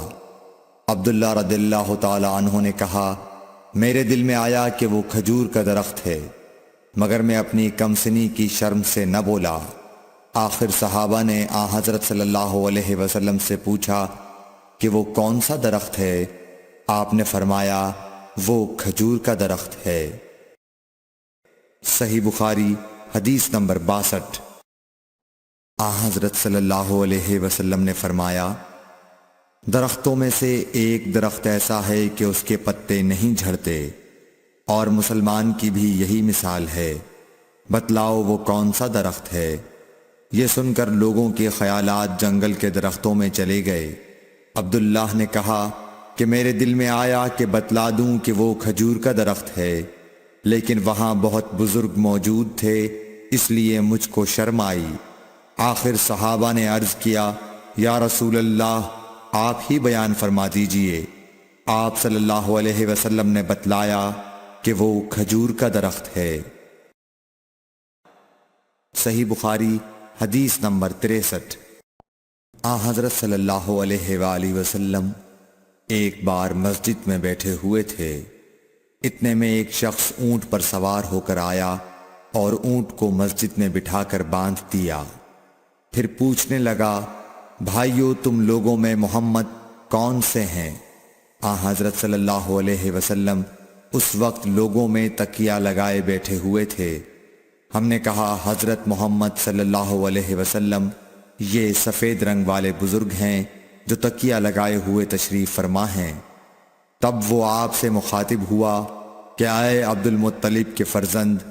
آپ صلی اللہ علیہ وسلم نے فرمایا، کہو میں آپ کی بات سن رہا ہوں۔ وہ بولا، میں آپ سے کچھ دینی باتیں دریافت کرنا چاہتا ہوں، اور ذرا سختی سے بھی پوچھوں گا تو آپ اپنے دل میں برا نہ مانیے گا۔ آپ صلی اللہ علیہ وسلم نے فرمایا، نہیں، جو تمہارا دل چاہے پوچھو۔ تب اس نے کہا کہ میں آپ کے رب اور اگلے لوگوں کے رب تبارک و تعالی کی قسم دے کر پوچھتا ہوں، کیا آپ کو اللہ نے دنیا کے سب لوگوں کی طرف رسول بنا کر بھیجا ہے؟ آپ صلی اللہ علیہ وسلم نے فرمایا، ہاں یا میرے اللہ۔ پھر اس نے کہا، میں آپ کو اللہ کی قسم دیتا ہوں، کیا اللہ نے آپ کو رات دن میں 5 نمازیں پڑھنے کا حکم فرمایا ہے؟ آپ صلی اللہ علیہ وسلم نے فرمایا، ہاں یا میرے اللہ۔ پھر کہنے لگا، میں آپ کو اللہ کی قسم دے کر پوچھتا ہوں کہ کیا اللہ نے آپ کو یہ حکم دیا ہے کہ سال بھر میں اس مہینے رمضان کے روزے رکھو؟ آپ صلی اللہ علیہ وسلم نے فرمایا، ہاں یا میرے اللہ۔ پھر کہنے لگا، میں آپ کو اللہ کی قسم دے کر پوچھتا ہوں کہ کیا اللہ نے آپ کو یہ حکم دیا ہے کہ آپ ہم میں سے جو مالدار لوگ ہیں ان سے زکوٰۃ وصول کر کے ہمارے محتاجوں میں بانٹ دیا کریں؟ حضرت صلی اللہ علیہ وسلم نے فرمایا، ہاں یا میرے اللہ۔ تب وہ شخص کہنے لگا، جو حکم آپ اللہ کے پاس سے لائے ہیں میں ان پر ایمان لایا، اور میں اپنی قوم کے لوگوں کا جو یہاں نہیں آئے ہیں بھیجا ہوا تحقیق حال کے لیے آیا ہوں۔ صحیح بخاری حدیث نمبر 64۔ رسول اللہ صلی اللہ علیہ وسلم نے ایک شخص کو اپنا ایک خط دے کر بھیجا اور اسے یہ حکم دیا کہ اسے حاکم بحرین کے پاس لے جائے۔ بحرین کے حاکم نے وہ خط کسریٰ شاہ ایران کے پاس بھیج دیا۔ جس وقت اس نے وہ خط پڑھا تو چاک کر ڈالا۔ راوی کہتے ہیں، اور میرا خیال ہے کہ ابن مسیب نے اس کے بعد مجھ سے کہا کہ اس واقعے کو سن کر رسول اللہ صلی اللہ علیہ وسلم نے اہل ایران کے لیے بد دعا کی کہ وہ بھی چاک شدہ خط کی طرح ٹکڑے ٹکڑے ہو جائیں۔ صحیح بخاری حدیث نمبر 65۔ رسول اللہ صلی اللہ علیہ وسلم نے کسی بادشاہ کے نام دعوت اسلام دینے کے لیے ایک خط لکھا یا لکھنے کا ارادہ کیا تو آپ صلی اللہ علیہ وسلم سے کہا گیا کہ وہ بغیر مہر کے خط نہیں پڑھتے، یعنی بے مہر کے خط کو مستند نہیں سمجھتے۔ تب آپ صلی اللہ علیہ وسلم نے چاندی کی انگوٹھی بنوائی جس میں محمد الرسول اللہ کندہ تھا۔ صحیح بخاری حدیث نمبر 66۔ ایک مرتبہ رسول اللہ صلی اللہ علیہ وسلم مسجد میں تشریف فرما تھے اور لوگ آپ صلی اللہ علیہ وسلم کے ارد گرد بیٹھے ہوئے تھے کہ 3 آدمی وہاں آئے۔ ان میں سے 2 رسول اللہ صلی اللہ علیہ وسلم کے سامنے پہنچ گئے اور ایک واپس چلا گیا۔ پھر وہ دونوں رسول اللہ صلی اللہ علیہ وسلم کے سامنے کھڑے ہو گئے۔ اس کے بعد ان میں سے ایک نے جب مجلس میں ایک جگہ کچھ گنجائش دیکھی تو وہاں بیٹھ گیا، اور دوسرا اہل مجلس کے پیچھے بیٹھ گیا، اور تیسرا جو تھا وہ لوٹ گیا۔ تو جب رسول اللہ صلی اللہ علیہ وسلم اپنی گفتگو سے فارغ ہوئے تو صحابہ رضی اللہ عنہم سے فرمایا، کیا تمہیں 3 آدمیوں کے بارے میں نہ بتاؤں؟ تو سنو۔ ان میں سے ایک نے اللہ سے پناہ چاہی، اللہ نے اسے پناہ دی، اور دوسرے کو شرم آئی تو اللہ بھی اس سے شرمایا کہ اسے بھی بخش دیا، اور تیسرے شخص نے منہ موڑا، اللہ نے بھی اس سے منہ موڑ لیا۔ صحیح بخاری حدیث نمبر 67۔ رسول اللہ صلی اللہ علیہ وسلم اپنے اونٹ پر بیٹھے ہوئے تھے اور ایک شخص نے اس کی نکیل تھام رکھی تھی۔ آپ صلی اللہ علیہ وسلم نے پوچھا، آج یہ کون سا دن ہے؟ ہم خاموش رہے حتیٰ کہ ہم سمجھے کہ آج کے دن کا آپ کوئی دوسرا نام اس کے نام کے علاوہ تجویز فرمائیں گے۔ پھر آپ صلی اللہ علیہ وسلم نے فرمایا، کیا آج قربانی کا دن نہیں ہے؟ ہم نے عرض کیا، بے شک۔ اس کے بعد آپ صلی اللہ علیہ وسلم نے فرمایا، یہ کون سا مہینہ ہے؟ ہم اس پر بھی خاموش رہے اور یہی سمجھے کہ اس مہینے کا بھی آپ اس کے نام کے علاوہ کوئی دوسرا نام تجویز فرمائیں گے۔ پھر آپ صلی اللہ علیہ وسلم نے فرمایا، کیا یہ ذوالحجہ کا مہینہ نہیں ہے؟ ہم نے عرض کیا، بے شک۔ آپ صلی اللہ علیہ وسلم نے فرمایا، تو یقیناً تمہاری جانیں اور تمہارے مال اور تمہاری آبرو تمہارے درمیان اسی طرح حرام ہیں جس طرح آج کے دن کی حرمت تمہارے اس مہینے اور اس شہر میں ہے۔ پس جو شخص حاضر ہے اسے چاہیے کہ غائب کو یہ بات پہنچا دے، کیونکہ ایسا ممکن ہے کہ جو شخص یہاں موجود ہے وہ ایسے شخص کو یہ خبر پہنچائے جو اس سے زیادہ یاد رکھنے والا ہو۔ صحیح بخاری حدیث نمبر 68۔ رسول اللہ صلی اللہ علیہ وسلم نے ہمیں نصیحت فرمانے کے لیے کچھ دن مقرر کر دیے تھے، اس ڈر سے کہ کہیں ہم کبھی دخاطر نہ ہو جائیں۔ صحیح بخاری حدیث نمبر 69۔ آپ صلی اللہ علیہ وآلہ وسلم نے فرمایا، آسانی کرو اور سختی نہ کرو، اور خوش کرو اور نفرت نہ دلاؤ۔ صحیح بخاری حدیث نمبر 70۔ عبداللہ ابن مسعود ہر جمعرات کے دن لوگوں کو وعظ سنایا کرتے تھے۔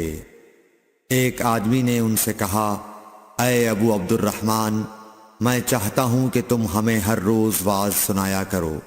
انہوں نے فرمایا، تو سن لو کہ مجھے اس امر سے کوئی چیز مانع ہے تو یہ کہ میں یہ بات پسند نہیں کرتا کہ کہیں تم تنگ نہ ہو جاؤ، اور میں وعظ میں تمہاری فرصت کا وقت تلاش کیا کرتا ہوں، جیسا کہ رسول اللہ صلی اللہ علیہ وسلم اس خیال سے کہ ہم کبھی دخاطر نہ ہو جائیں وعظ کے لیے ہمارے اوقات فرصت کا خیال رکھتے تھے۔ رسول اللہ صلی اللہ علیہ وسلم نے فرمایا، جس شخص کے ساتھ اللہ تعالی بھلائی کا ارادہ کرے اسے دین کی سمجھ عنایت فرما دیتا ہے، اور میں تو محض تقسیم کرنے والا ہوں، دینے والا تو اللہ ہی ہے، اور یہ امت ہمیشہ اللہ کے حکم پر قائم رہے گی، اور جو شخص ان کی مخالفت کرے گا انہیں نقصان نہیں پہنچا سکے گا یہاں تک کہ اللہ کا حکم قیامت آ جائے اور یہ عالم فنا ہو جائے۔ صحیح بخاری حدیث نمبر 72۔ عبداللہ بن عمر رضی اللہ تعالی عنہ کہتے تھے کہ ہم رسول اللہ صلی اللہ علیہ وسلم کی خدمت میں حاضر تھے کہ آپ صلی اللہ علیہ وسلم کے پاس کھجور کا ایک گابھا لایا گیا۔ اسے دیکھ کر آپ نے فرمایا کہ درختوں میں ایک درخت ایسا ہے اس کی مثال مسلمان کی طرح ہے۔ ابن عمر کہتے ہیں کہ یہ سن کر میں نے ارادہ کیا کہ عرض کروں کہ وہ درخت کھجور کا ہے، مگر چونکہ میں سب میں چھوٹا تھا اس لیے خاموش رہا۔ پھر رسول اللہ صلی اللہ علیہ وسلم نے خود ہی فرمایا کہ وہ کھجور ہے۔ صحیح بخاری حدیث نمبر 73۔ رسول اللہ صلی اللہ علیہ وسلم کا ارشاد ہے کہ حسد صرف دو باتوں میں جائز ہے، ایک تو اس شخص کے بارے میں جسے اللہ نے دولت دی ہو اور وہ اس دولت کو راہ حق میں خرچ کرنے پر بھی قدرت رکھتا ہو، اور ایک اس شخص کے بارے میں جسے اللہ نے حکمت کی دولت سے نوازا ہو اور وہ اس کے ذریعے سے فیصلہ کرتا ہو اور لوگوں کو اس حکمت کی تعلیم دیتا ہو۔ صحیح بخاری حدیث نمبر 74۔ رسول اللہ صلی اللہ علیہ وآلہ وسلم نے فرمایا، ایک دن حضرت موسیٰ علیہ السلام بنی اسرائیل کی ایک جماعت میں بیٹھے ہوئے تھے کہ اتنے میں ایک شخص آیا اور اس نے آپ سے پوچھا، کیا آپ جانتے ہیں کہ دنیا میں کوئی آپ سے بڑھ کر عالم موجود ہے؟ حضرت موسیٰ علیہ السلام نے فرمایا، نہیں۔ اس پر اللہ تعالیٰ نے حضرت موسیٰ علیہ السلام کے پاس وحی بھیجی کہ ہاں، ہمارا بندہ خضر ہے جس کا علم تم سے زیادہ ہے۔ حضرت موسیٰ علیہ السلام نے اللہ سے دریافت کیا کہ خضر علیہ السلام سے ملنے کی کیا صورت ہے؟ اللہ تعالیٰ نے ایک مچھلی کو ان سے ملاقات کی علامت قرار دیا اور ان سے کہہ دیا کہ جب تم اس مچھلی کو گم کر دو تو واپس لوٹ جاؤ، تب خضر سے تمہاری ملاقات ہوگی۔ تب موسیٰ علیہ السلام چلے اور دریا میں مچھلی کی علامت تلاش کرتے رہے۔ اس وقت ان کے ساتھی نے کہا، جب ہم پتھر کے پاس تھے کیا آپ نے دیکھا تھا؟ میں اس وقت مچھلی کا کہنا بھول گیا اور شیطان ہی نے مجھے اس کا ذکر بھلا دیا۔ موسیٰ علیہ السلام نے کہا، اسی مقام کی ہمیں تلاش تھی۔ تب وہ اپنے نشانات قدم پر پچھلے پاؤں باتیں کرتے ہوئے لوٹے، وہاں انہوں نے خضر علیہ السلام کو پایا۔ پھر ان کا وہی قصہ ہے جو اللہ نے اپنی کتاب قرآن میں بیان کیا ہے۔ صحیح بخاری حدیث نمبر 75۔ حضرت ابن عباس رضی اللہ تعالی عنہ نے فرمایا کہ ایک مرتبہ رسول اللہ صلی اللہ علیہ وآلہ وسلم نے مجھے سینے سے لگا لیا اور دعا دیتے ہوئے فرمایا کہ اے اللہ اسے علم کتاب قرآن عطا فرمائیو۔ صحیح بخاری حدیث نمبر 76۔ عبداللہ بن عباس رضی اللہ تعالی عنہ نے فرمایا کہ میں ایک مرتبہ گدھی پر سوار ہو کر چلا، اس زمانے میں بلوغ کے قریب تھا۔ رسول اللہ صلی اللہ علیہ وسلم منی میں نماز پڑھ رہے تھے اور آپ کے سامنے دیوار کی آڑ نہ تھی، تو میں بعض صفوں کے سامنے سے گزرا اور گدھی کو چھوڑ دیا، وہ چرنے لگی، جبکہ میں صف میں شامل ہو گیا، مگر کسی نے مجھے اس بات پر ٹوکا نہیں۔ صحیح بخاری حدیث نمبر 77۔ محمود بن ربی فرماتے ہیں کہ مجھے یاد ہے کہ ایک مرتبہ رسول اللہ صلی اللہ علیہ وسلم نے ایک ڈول سے منہ میں پانی لے کر میرے چہرے پر کلی فرمائی اور میں اس وقت 5 سال کا تھا۔ صحیح بخاری حدیث نمبر 78۔ حضور اکرم صلی اللہ علیہ وآلہ وسلم نے فرمایا کہ ایک بار حضرت موسیٰ علیہ السلام بنی اسرائیل کی ایک جماعت میں تھے کہ اتنے میں ایک شخص آیا اور کہنے لگا، کیا آپ جانتے ہیں کہ دنیا میں آپ سے بھی بڑھ کر کوئی عالم موجود ہے؟ حضرت موسیٰ علیہ السلام نے فرمایا کہ نہیں۔ تب اللہ تعالیٰ نے حضرت موسیٰ علیہ السلام پر وحی نازل کی کہ ہاں، ہمارا بندہ خضر علم میں تم سے بڑھ کر ہے۔ تو حضرت موسیٰ علیہ السلام نے ان سے ملنے کی راہ دریافت کی۔ اس وقت اللہ تعالیٰ نے ان سے ملاقات کے لیے مچھلی کو نشانی قرار دیا اور ان سے کہہ دیا کہ جب تم مچھلی کو نہ پاؤ تو لوٹ جانا، تم خضر سے ملاقات کر لوگے۔ حضرت موسیٰ علیہ السلام دریا میں مچھلی کے نشان کا انتظار کرتے رہے۔ تب ان کے خادم نے ان سے کہا، کیا آپ نے دیکھا تھا کہ جب ہم پتھر کے پاس تھے تو میں وہاں مچھلی بھول گیا اور مجھے شیطان ہی نے غافل کر دیا؟ حضرت موسیٰ علیہ السلام نے کہا کہ ہم اسی مقام کے تو متلاشی تھے۔ تب وہ اپنے قدموں کے نشانوں پر باتیں کرتے ہوئے واپس لوٹے۔ وہاں خضر علیہ السلام کو انہوں نے پایا۔ پھر ان کا قصہ وہی ہے جو اللہ تعالیٰ نے اپنی کتاب میں بیان فرمایا ہے۔ صحیح بخاری حدیث نمبر 79۔ آپ صلی اللہ علیہ وآلہ وسلم نے فرمایا کہ اللہ تعالیٰ نے مجھے جس علم و ہدایت کے ساتھ بھیجا ہے اس کی مثال زبردست بارش کی سی ہے جو زمین پر خوب برسے۔ بعض زمین جو صاف ہوتی ہے وہ پانی کو پی لیتی ہے اور بہت سبزہ اور گھاس اگاتی ہے، اور بعض زمین جو سخت ہوتی ہے وہ پانی کو روک لیتی ہے۔ اس سے اللہ تعالیٰ لوگوں کو فائدہ پہنچاتا ہے، وہ اس سے سیراب ہوتے ہیں اور سیراب کرتے ہیں۔ اور کچھ اور زمین کے بعض خطوں پر پانی پڑتا ہے جو بالکل چٹیل میدان ہوتے ہیں، نہ پانی روکتے ہیں اور نہ ہی سبزہ اگاتے ہیں۔ تو یہ اس شخص کی مثال ہے جو دین میں سمجھ پیدا کرے اور نفع دے، اس کو وہ چیز جس کے ساتھ میں مبعوث کیا گیا ہوں اس نے علم دین سیکھا اور سکھایا۔ اور اس شخص کی مثال جس نے سر نہیں اٹھایا یعنی توجہ نہیں کی اور جو ہدایت دے کر میں بھیجا گیا ہوں اسے قبول نہیں کیا۔ صحیح بخاری حدیث نمبر 80۔ رسول اللہ صلی اللہ علیہ وسلم نے فرمایا، علامت قیامت میں سے یہ ہے کہ دینی علم اٹھ جائے گا اور جہل ہی جہل ظاہر ہو جائے گا، اور اعلانیہ شراب پی جائے گی اور زنا پھیل جائے گا۔ بخاری حدیث نمبر 81۔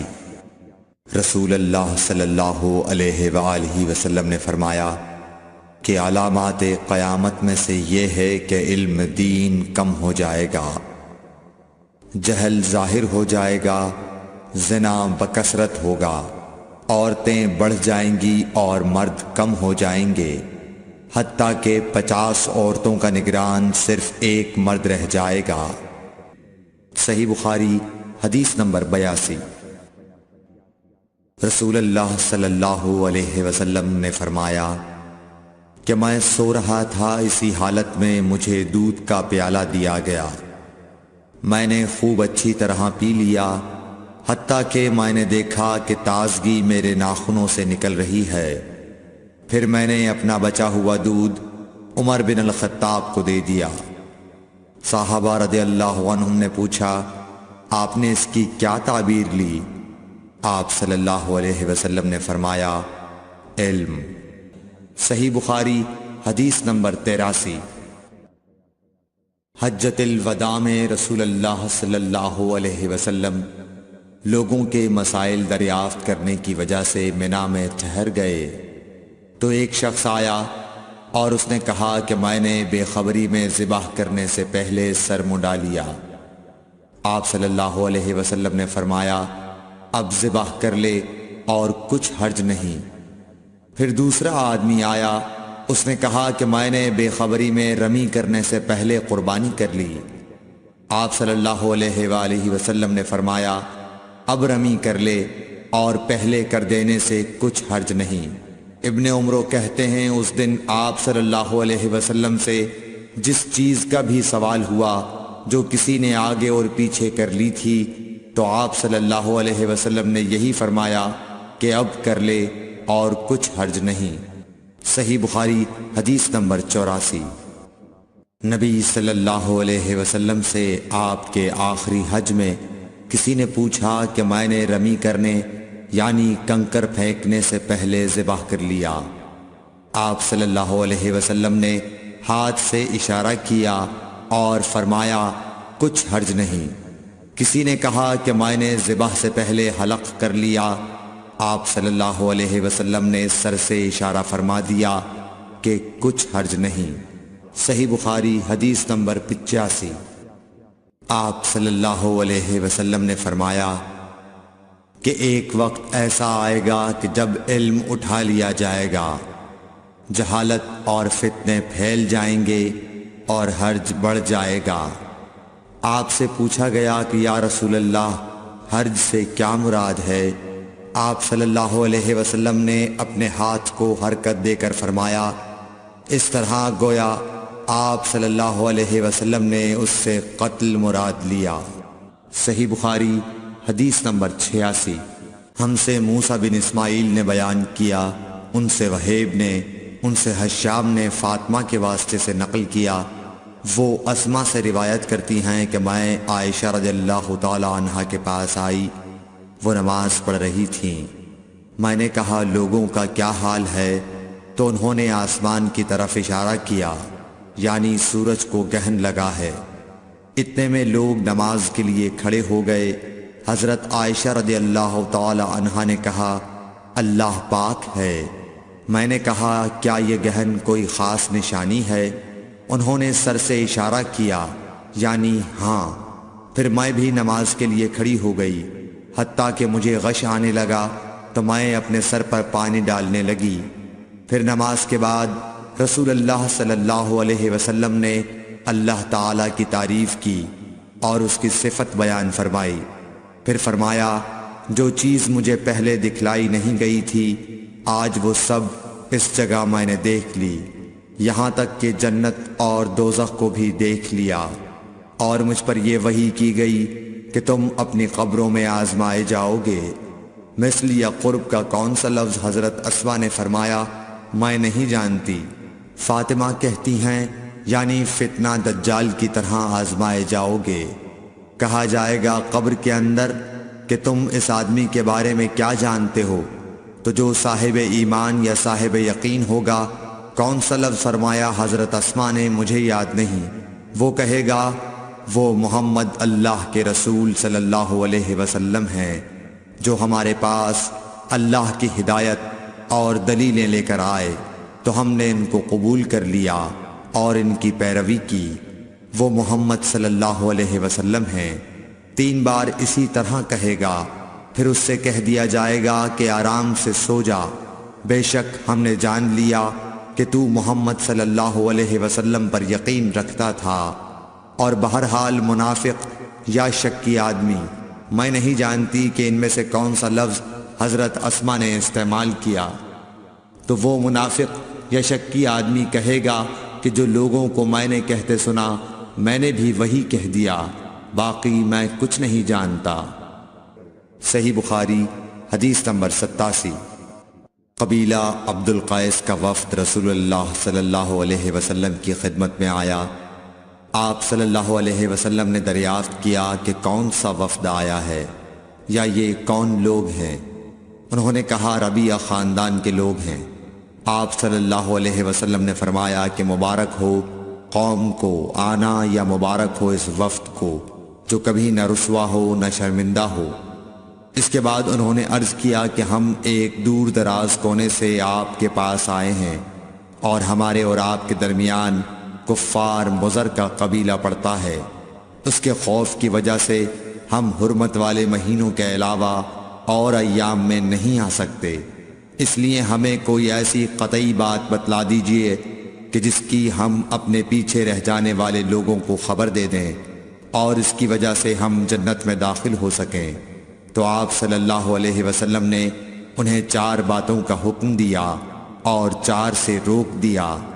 اول انہیں حکم دیا کہ ایک اللہ پر ایمان لائیں، پھر فرمایا کہ کیا تم جانتے ہو کہ ایک اللہ پر ایمان لانے کا کیا مطلب ہے؟ انہوں نے عرض کیا اللہ اور اس کا رسول زیادہ جانتے ہیں۔ آپ صلی اللہ علیہ وسلم نے فرمایا ایک اللہ پر ایمان لانے کا مطلب یہ ہے کہ اس بات کا اقرار کرنا کہ اللہ کے سوا کوئی معبود نہیں، اور یہ کہ محمد صلی اللہ علیہ وسلم اللہ کے سچے رسول ہیں، اور نماز قائم کرنا، زکوٰۃ ادا کرنا اور ماہ رمضان کے روزے رکھنا، اور یہ کہ تم مال غنیمت سے 5واں حصہ ادا کرو، اور 4 چیزوں سے منع فرمایا، دبا، حنتم، مزفت کے استعمال سے، اور چوتھی چیز کے بارے میں شعبہ کہتے ہیں کہ ابو حمزہ بسا اوقات نقیر کہتے تھے اور بسا اوقات مقیر۔ اس کے بعد رسول اللہ صلی اللہ علیہ وسلم نے فرمایا کہ ان باتوں کو یاد رکھو اور اپنے پیچھے رہ جانے والوں کو بھی ان کی خبر کر دو۔ صحیح بخاری حدیث نمبر 88۔ عقبہ نے ابو احاب بن عزیز کی لڑکی سے نکاح کیا تو ان کے پاس ایک عورت آئی اور کہنے لگی کہ میں نے عقبہ کو اور جس سے اس کا نکاح ہوا ہے اس کو دودھ پلایا ہے۔ یہ سن کر عقبہ نے کہا مجھے نہیں معلوم کہ تو نے مجھے دودھ پلایا ہے، نہ تو نے کبھی مجھے بتایا ہے۔ تب سوار ہو کر رسول اللہ صلی اللہ علیہ وسلم کی خدمت میں مدینہ منورہ حاضر ہوئے اور آپ سے اس کے متعلق دریافت کیا تو آپ صلی اللہ علیہ وسلم نے فرمایا کس طرح تم اس لڑکی سے رشتہ رکھو گے، حالانکہ اس کے متعلق یہ کہا گیا۔ تب عقبہ بن حارث نے اس لڑکی کو چھوڑ دیا اور اس نے دوسرا خاوند کر لیا۔ صحیح بخاری حدیث نمبر 89۔ حضرت عمر سے روایت ہے کہ میں اور میرا ایک انصاری پڑوسی دونوں اطراف مدینہ کے ایک گاؤں بنی امیہ بن زید میں رہتے تھے، جو مدینے کے پورب کی طرف بلند گاؤں میں سے ہے۔ ہم دونوں باری باری حضرت صلی اللہ علیہ وسلم کی خدمت شریف میں حاضر ہوا کرتے تھے۔ ایک دن وہ آتا، ایک دن میں آتا۔ جس دن میں آتا اس دن کی وحی کی اور رسول اللہ صلی اللہ علیہ وسلم کی فرمودہ دیگر باتوں کی اس کو خبر دے دیتا تھا، اور جب وہ آتا تو وہ بھی اسی طرح کرتا۔ تو ایک دن وہ میرا انصاری ساتھی اپنی باری کے روز حاضر خدمت ہوا۔ جب واپس آیا تو اس نے میرا دروازہ بہت زور سے کھٹکھٹایا اور میرے بارے میں پوچھا کیا عمر یہاں ہیں؟ میں گھبرا کر اس کے پاس آیا۔ وہ کہنے لگا کہ ایک بڑا معاملہ پیش آ گیا ہے، یعنی رسول اللہ صلی اللہ علیہ وسلم نے اپنی بیویوں کو طلاق دے دی ہے۔ پھر میں اپنی بیٹی حفصہ کے پاس گیا، وہ رو رہی تھی۔ میں نے پوچھا کیا تمہیں رسول اللہ صلی اللہ علیہ وسلم نے طلاق دے دی ہے؟ وہ کہنے لگی میں نہیں جانتی۔ پھر میں نبی کی خدمت میں حاضر ہوا۔ میں نے کھڑے کھڑے کہا کہ آپ نے اپنی بیویوں کو طلاق دے دی ہے؟ آپ صلی اللہ علیہ وسلم نے فرمایا نہیں، یہ افواہ غلط ہے۔ تب میں نے تعجب سے کہا اللہ اکبر، اللہ بہت بڑا ہے۔ صحیح بخاری حدیث نمبر 90۔ ایک شخص حزم بن ابی کعب نے رسول اللہ کی خدمت میں آ کر عرض کیا یا رسول اللہ، فلاں شخص معاذ بن جبل لمبی نماز پڑھاتے ہیں، اس لیے میں جماعت کی نماز میں شریک نہیں ہو سکتا، کیونکہ میں دن بھر اونٹ چرانے کی وجہ سے رات کو تھک کر چکنا چور ہوتا ہوں اور طویل قرات سننے کی طاقت نہیں رکھتا۔ ابو مسعود راوی کہتے ہیں کہ اس دن سے زیادہ میں نے کبھی رسول اللہ صلی اللہ علیہ وسلم کو وعظ کے دوران اتنا غضبناک نہیں دیکھا۔ آپ صلی اللہ علیہ وسلم نے فرمایا اے لوگو، تم ایسی شدت اختیار کر کے لوگوں کو دین سے نفرت دلانے لگے ہو۔ سن لو، جو شخص لوگوں کو نماز پڑھائے تو وہ ہلکی پڑھائے، کیونکہ ان میں بیمار، کمزور اور حاجت والے سبھی قسم کے لوگ ہوتے ہیں۔ صحیح بخاری حدیث نمبر 91۔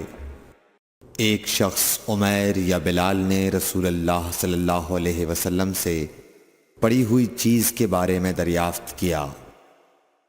آپ نے فرمایا اس کی بندھن پہچان لے، یا فرمایا کہ اس کا برتن اور تھیلی کو پہچان لے، پھر 1 سال تک اس کی شناخت کا اعلان کراؤ، پھر اس کا مالک نہ ملے تو اس سے فائدہ اٹھاؤ، اور اگر اس کا مالک آ جائے تو اسے سونپ دو۔ اس نے پوچھا کہ اچھا گمشدہ اونٹ کے بارے میں کیا حکم ہے؟ آپ کو اس قدر غصہ آ گیا کہ رخسار مبارک سرخ ہو گئے، یا راوی نے یہ کہا کہ آپ کا چہرہ سرخ ہو گیا۔ یہ سن کر آپ صلی اللہ علیہ وسلم نے فرمایا، تجھے اونٹ سے کیا واسطہ؟ اس کے ساتھ خود اس کی مشق ہے اور اس کے پاؤں کے سم ہیں، وہ خود پانی پر پہنچے گا اور خود پی لے گا اور خود درخت پر چرے گا، لہٰذا اسے چھوڑ دو یہاں تک کہ اس کا مالک مل جائے۔ اس نے کہا کہ اچھا گمشدہ بکری کے بارے میں کیا ارشاد ہے؟ آپ نے فرمایا وہ تیری ہے یا تیرے بھائی کی، ورنہ بھیڑیے کی غذا ہے۔ صحیح بخاری حدیث نمبر 92۔ رسول اللہ صلی اللہ علیہ وسلم سے کچھ باتیں دریافت کی گئیں کہ آپ کو برا معلوم ہوا، اور جب اس قسم کے سوالات کی آپ صلی اللہ علیہ وسلم پر بہت زیادتی کی گئی تو آپ کو غصہ آ گیا۔ پھر آپ نے لوگوں سے فرمایا، اچھا اب مجھ سے جو چاہو پوچھو۔ تو ایک شخص نے دریافت کیا کہ میرا باپ کون ہے؟ آپ نے فرمایا تیرا باپ حذافہ ہے۔ پھر دوسرا آدمی کھڑا ہوا اور اس نے پوچھا کہ یا رسول اللہ میرا باپ کون ہے؟ آپ نے فرمایا کہ تیرا باپ سالم شیبہ کا آزاد کردہ غلام ہے۔ آخر حضرت عمر رضی اللہ تعالی عنہ نے آپ کے چہرہ مبارک کا حال دیکھا تو عرض کیا، یا رسول اللہ ہم ان باتوں کے دریافت کرنے سے جو آپ کو ناگوار ہوں اللہ تعالی سے توبہ کرتے ہیں۔ صحیح بخاری حدیث نمبر 93۔ ایک دن رسول اللہ صلی اللہ علیہ وسلم گھر سے نکلے تو عبداللہ بن حذافہ کھڑے ہو کر پوچھنے لگے کہ حضور میرا باپ کون ہے؟ آپ نے فرمایا حذافہ۔ پھر آپ نے بار بار فرمایا کہ مجھ سے پوچھو، تو حضرت عمر رضی اللہ عنہ نے دو زانو ہو کر عرض کیا کہ ہم اللہ کے رب ہونے پر، اسلام کے دین ہونے اور محمد صلی اللہ علیہ وسلم کے نبی ہونے پر راضی ہیں۔ اور یہ جملہ 3 مرتبہ دہرایا۔ پھر یہ سن کر رسول اللہ صلی اللہ علیہ وسلم خاموش ہو گئے۔ صحیح بخاری حدیث نمبر 94۔ نبی اکرم صلی اللہ علیہ وآلہ وسلم جب سلام کرتے تو 3 بار سلام کرتے، اور جب کوئی کلمہ ارشاد فرماتے تو اسے 3 بار دہراتے یہاں تک کہ خوب سمجھ لیا جاتا۔ صحیح بخاری حدیث نمبر 95۔ رسول اللہ صلی اللہ علیہ وسلم جب کوئی کلمہ ارشاد فرماتے تو اسے 3 بار لوٹاتے یہاں تک کہ خوب سمجھ لیا جاتا، اور جب کچھ لوگوں کے پاس آپ تشریف لاتے اور انہیں سلام کرتے تو 3 بار سلام کرتے۔ صحیح بخاری حدیث نمبر 96۔ عبداللہ بن عمر رضی اللہ عنہ کہتے ہیں کہ ایک سفر میں رسول اللہ صلی اللہ علیہ وسلم ہم سے پیچھے رہ گئے، پھر آپ ہمارے قریب پہنچے تو عصر کی نماز کا وقت ہو چکا تھا یا تنگ ہو گیا تھا، اور ہم وضو کر رہے تھے۔ ہم اپنے پیروں پر پانی کا ہاتھ پھیرنے لگے تو آپ نے بلند آواز سے فرمایا کہ آگ کے عذاب سے ان ایڑیوں کی جو خشک رہ جائیں خرابی ہے۔ یہ 2 مرتبہ فرمایا یا 3 مرتبہ۔ صحیح بخاری حدیث نمبر 97۔ رسول اللہ صلی اللہ علیہ وسلم نے فرمایا کہ 3 شخص ہیں جن کے لیے دگنا اجر ہے، ایک وہ جو اہل کتاب سے ہو اور اپنے نبی پر اور محمد صلی اللہ علیہ وسلم پر ایمان لائے، دوسرے وہ غلام جو اپنے آقا اور اللہ دونوں کا حق ادا کرے، اور تیسرے وہ آدمی جس کے پاس کوئی لونڈی ہو جس سے شباشی کرتا ہے، اور اس کو تربیت دے تو اچھی تربیت دے، تعلیم دے تو عمدہ دے، پھر اسے آزاد کر کے اس سے نکاح کر لے تو اس کے لیے دگنا اجر ہے۔ صحیح بخاری حدیث نمبر 98۔ نبی صلی اللہ علیہ وسلم ایک مرتبہ عید کے موقع پر مردوں کی صفوں میں سے نکلے اور آپ کے ساتھ بلال رضی اللہ تعالی عنہ تھے۔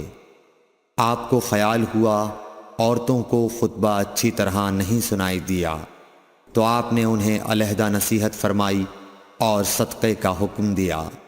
یہ واز سن کر کوئی عورت بالی اور کوئی عورت انگوٹھی ڈالنے لگی، اور بلال رضی اللہ تعالی عنہ اپنے کپڑے کے دامن میں یہ چیزیں لینے لگے۔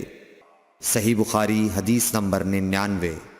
حضرت ابو ہریرہ رضی اللہ تعالی عنہ نے عرض کیا، یا رسول اللہ، قیامت کے دن آپ کی شفاعت سے سب سے زیادہ سعادت کسے ملے گی؟